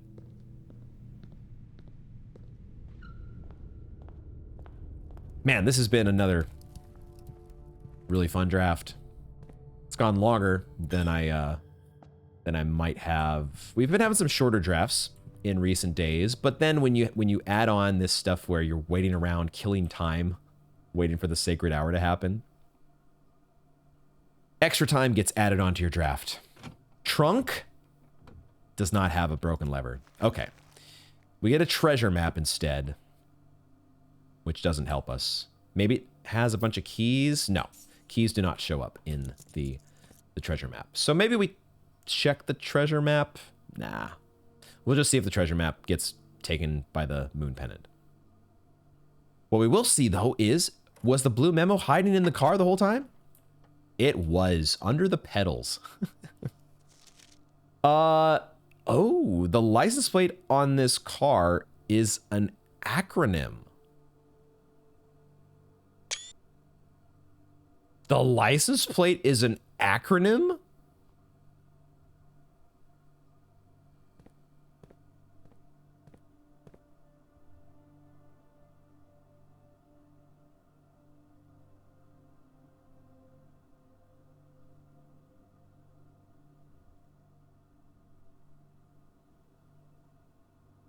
Something with numbers signifies nothing good. Swimming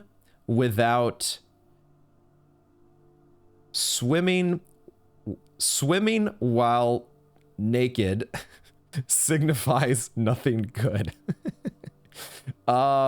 Singing without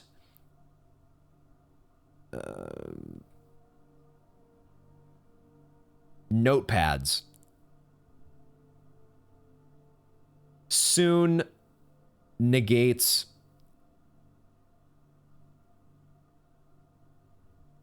geese. Yeah, it's an acronym, not an anagram. At first, I first read that in my mind because we've had the anagrams today. I was like, it's an anagram. I don't even think there's like any vowels in this, is there? An acronym is a different story. Could southwest, north? It's an acronym. Is it an acronym that helps me? Or that I need to figure out in order for it to help me? Rhetorical question. I did just take a screenshot, didn't I? But I'm going to take a duplicate because this is what I do. The car license plate is an acronym. Is it related to this note? Sinclair? Maybe the S's stand for Sinclair. Sinclair will not soon... I've got negate stuck in my head as the only verb that I can think of that starts with N. Will not soon nullify. Why does that mean the same thing? That's the next word that I could think of, but it also means negate, essentially. Nullify, notarize. There's not... I'm having a tough time thinking of verbs that start with the letter N. I don't know, guys. Acronym. You can see that I'm equally proficient at coming up with acronyms as I am with anagrams.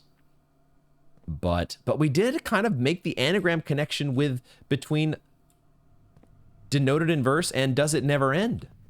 So what do you know? Also, why was there more gold spread here? The tomb. That's why there was so much gold here. We didn't just get that from the office. We got it from the tomb. Right. And now I have 169 gold. Nice. That I can do nothing with. Because my draft is done. However, I can play chess. All right. So we don't get to make a power hammer. Sad. We could dig up a treasure. And I guess we will dig up a treasure because we're going to call it a day in the break room. Maybe. We'll see about that. Our first step here, though, is heading back to the entrance, which is going to take me... Yeah, okay. I have to go this way. I'm going to have to keep checking my map here because I need to turn into the commissary. And then... There was no broken lever just hiding over on a second part of... There's no second item from the workshop. I suppose I could check in the security room to see if I missed. Maybe we'll do that, because it does... We are required to go through security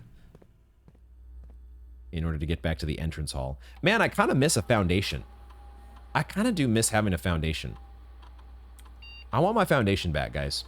I'm ready. I'm ready. It's been long enough. I was sick of the foundation. I never wanted to see it again. One paper crown, right. Right. Did we actually draft a room that was behind the closed exhibit? We did, but we didn't have the door. You need a door that points to the back of the crown exhibit, and then you can deactivate the security measures. Vestibule.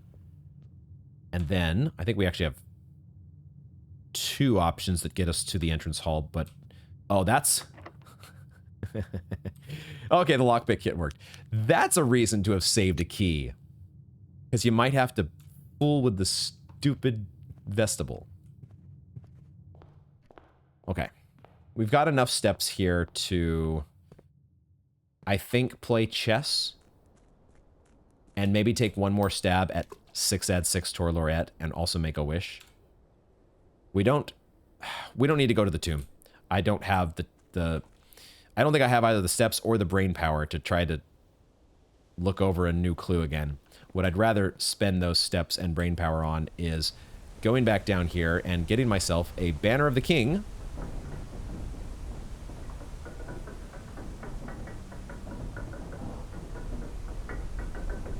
And then one more stab at 6 add 6 Tor Lorette. And then maybe we'll be able to make it. Oh my god. That momentary lag in drawing in the environment freaked me out. I was like, what? What have I just walked into? That was a good little jump scare. Oh, I guess I'm going to this first. Okay. I just sort of skipped over the chess game, but we'll do the chess game on the way out. Let's first head here and see if there's any other new epiphany. Thunderstrike from the heavens. We tried my initial theory. My initial theory did not pan out. What else could my... It started us here at 1:30. Which I think is only... I don't think there's any significance to that other than it says be here at the sacred hour. And the sacred hour is so important. There is the infinity symbol, or the... It's basically the number 8 in this universe. And maybe it's another bit of symbology as to this is where the last king of 8 is buried. Now the number, or the Roman numeral 8...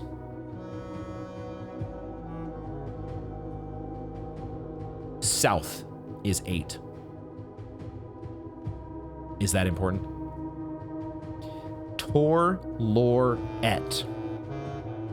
Rotate counterclockwise. And the word east, it's on the clock. East has to be involved somehow. It's just a matter of putting together 6 add 6. What am I missing? It's not as simple as just adding together to get 115. This is not it. 115, let's try it, but this is not it. Just try 115 just to make sure you've tried it.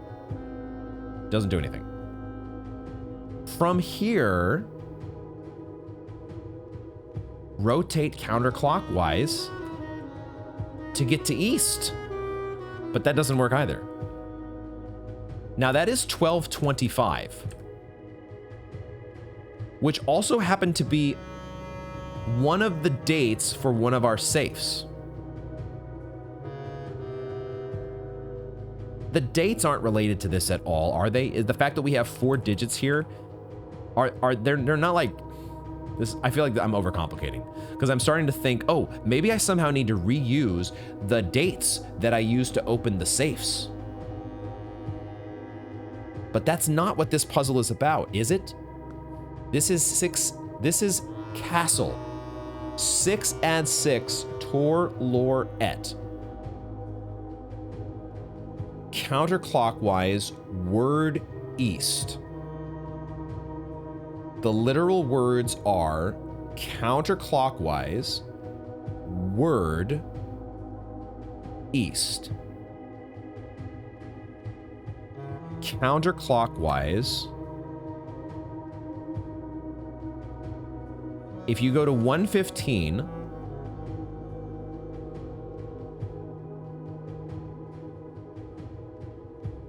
if you go counterclockwise from here, we already tried this, right? Going counterclockwise 5 times. 1, 2, 3, 4, 5. We tried this, correct? This I think we tried, and even if we didn't before, we've tried it now. We're also getting these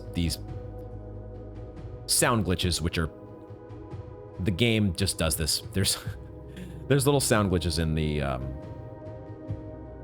the music track, which I don't know what to do about, other than to keep on going. Pretend it never happened. What do we do here?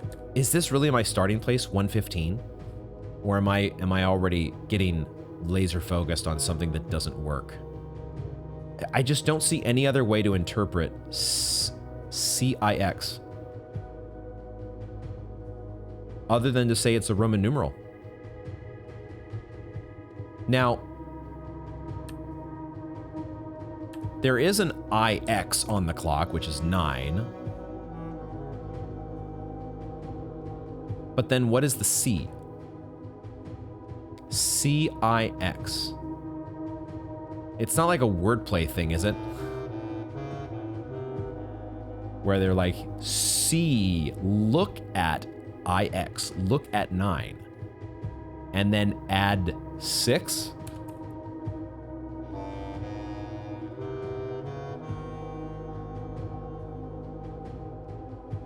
It sure feels like 115 is the place to start. The problem is, if it is the place to start, I don't know where to go from here, because the only thing I knew to try, which was rotate counterclockwise to get to 5 or east, that doesn't do anything.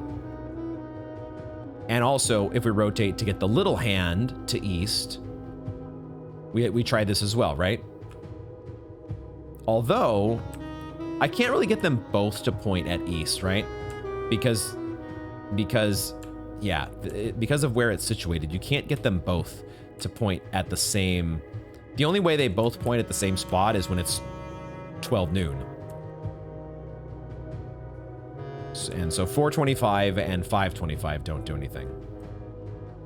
But why would they?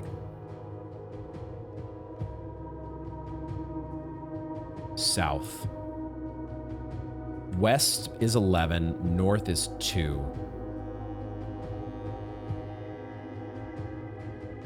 Dang. Yeah, I don't know what to do about this. And I can feel it's been a long draft, and I don't have the brain power for this. I'm not seeing what needs to be seen, and I need to spend some time letting Fresh Brain do its thing. We're gonna have to come back later. I'm so glad that we got it unlocked.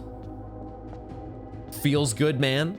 We decoded and interpreted those notes correctly. Fortunately, that was not the most cryptic set of hints.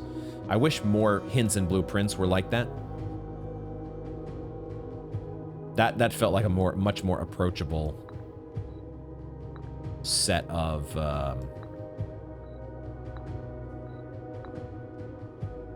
puzzles.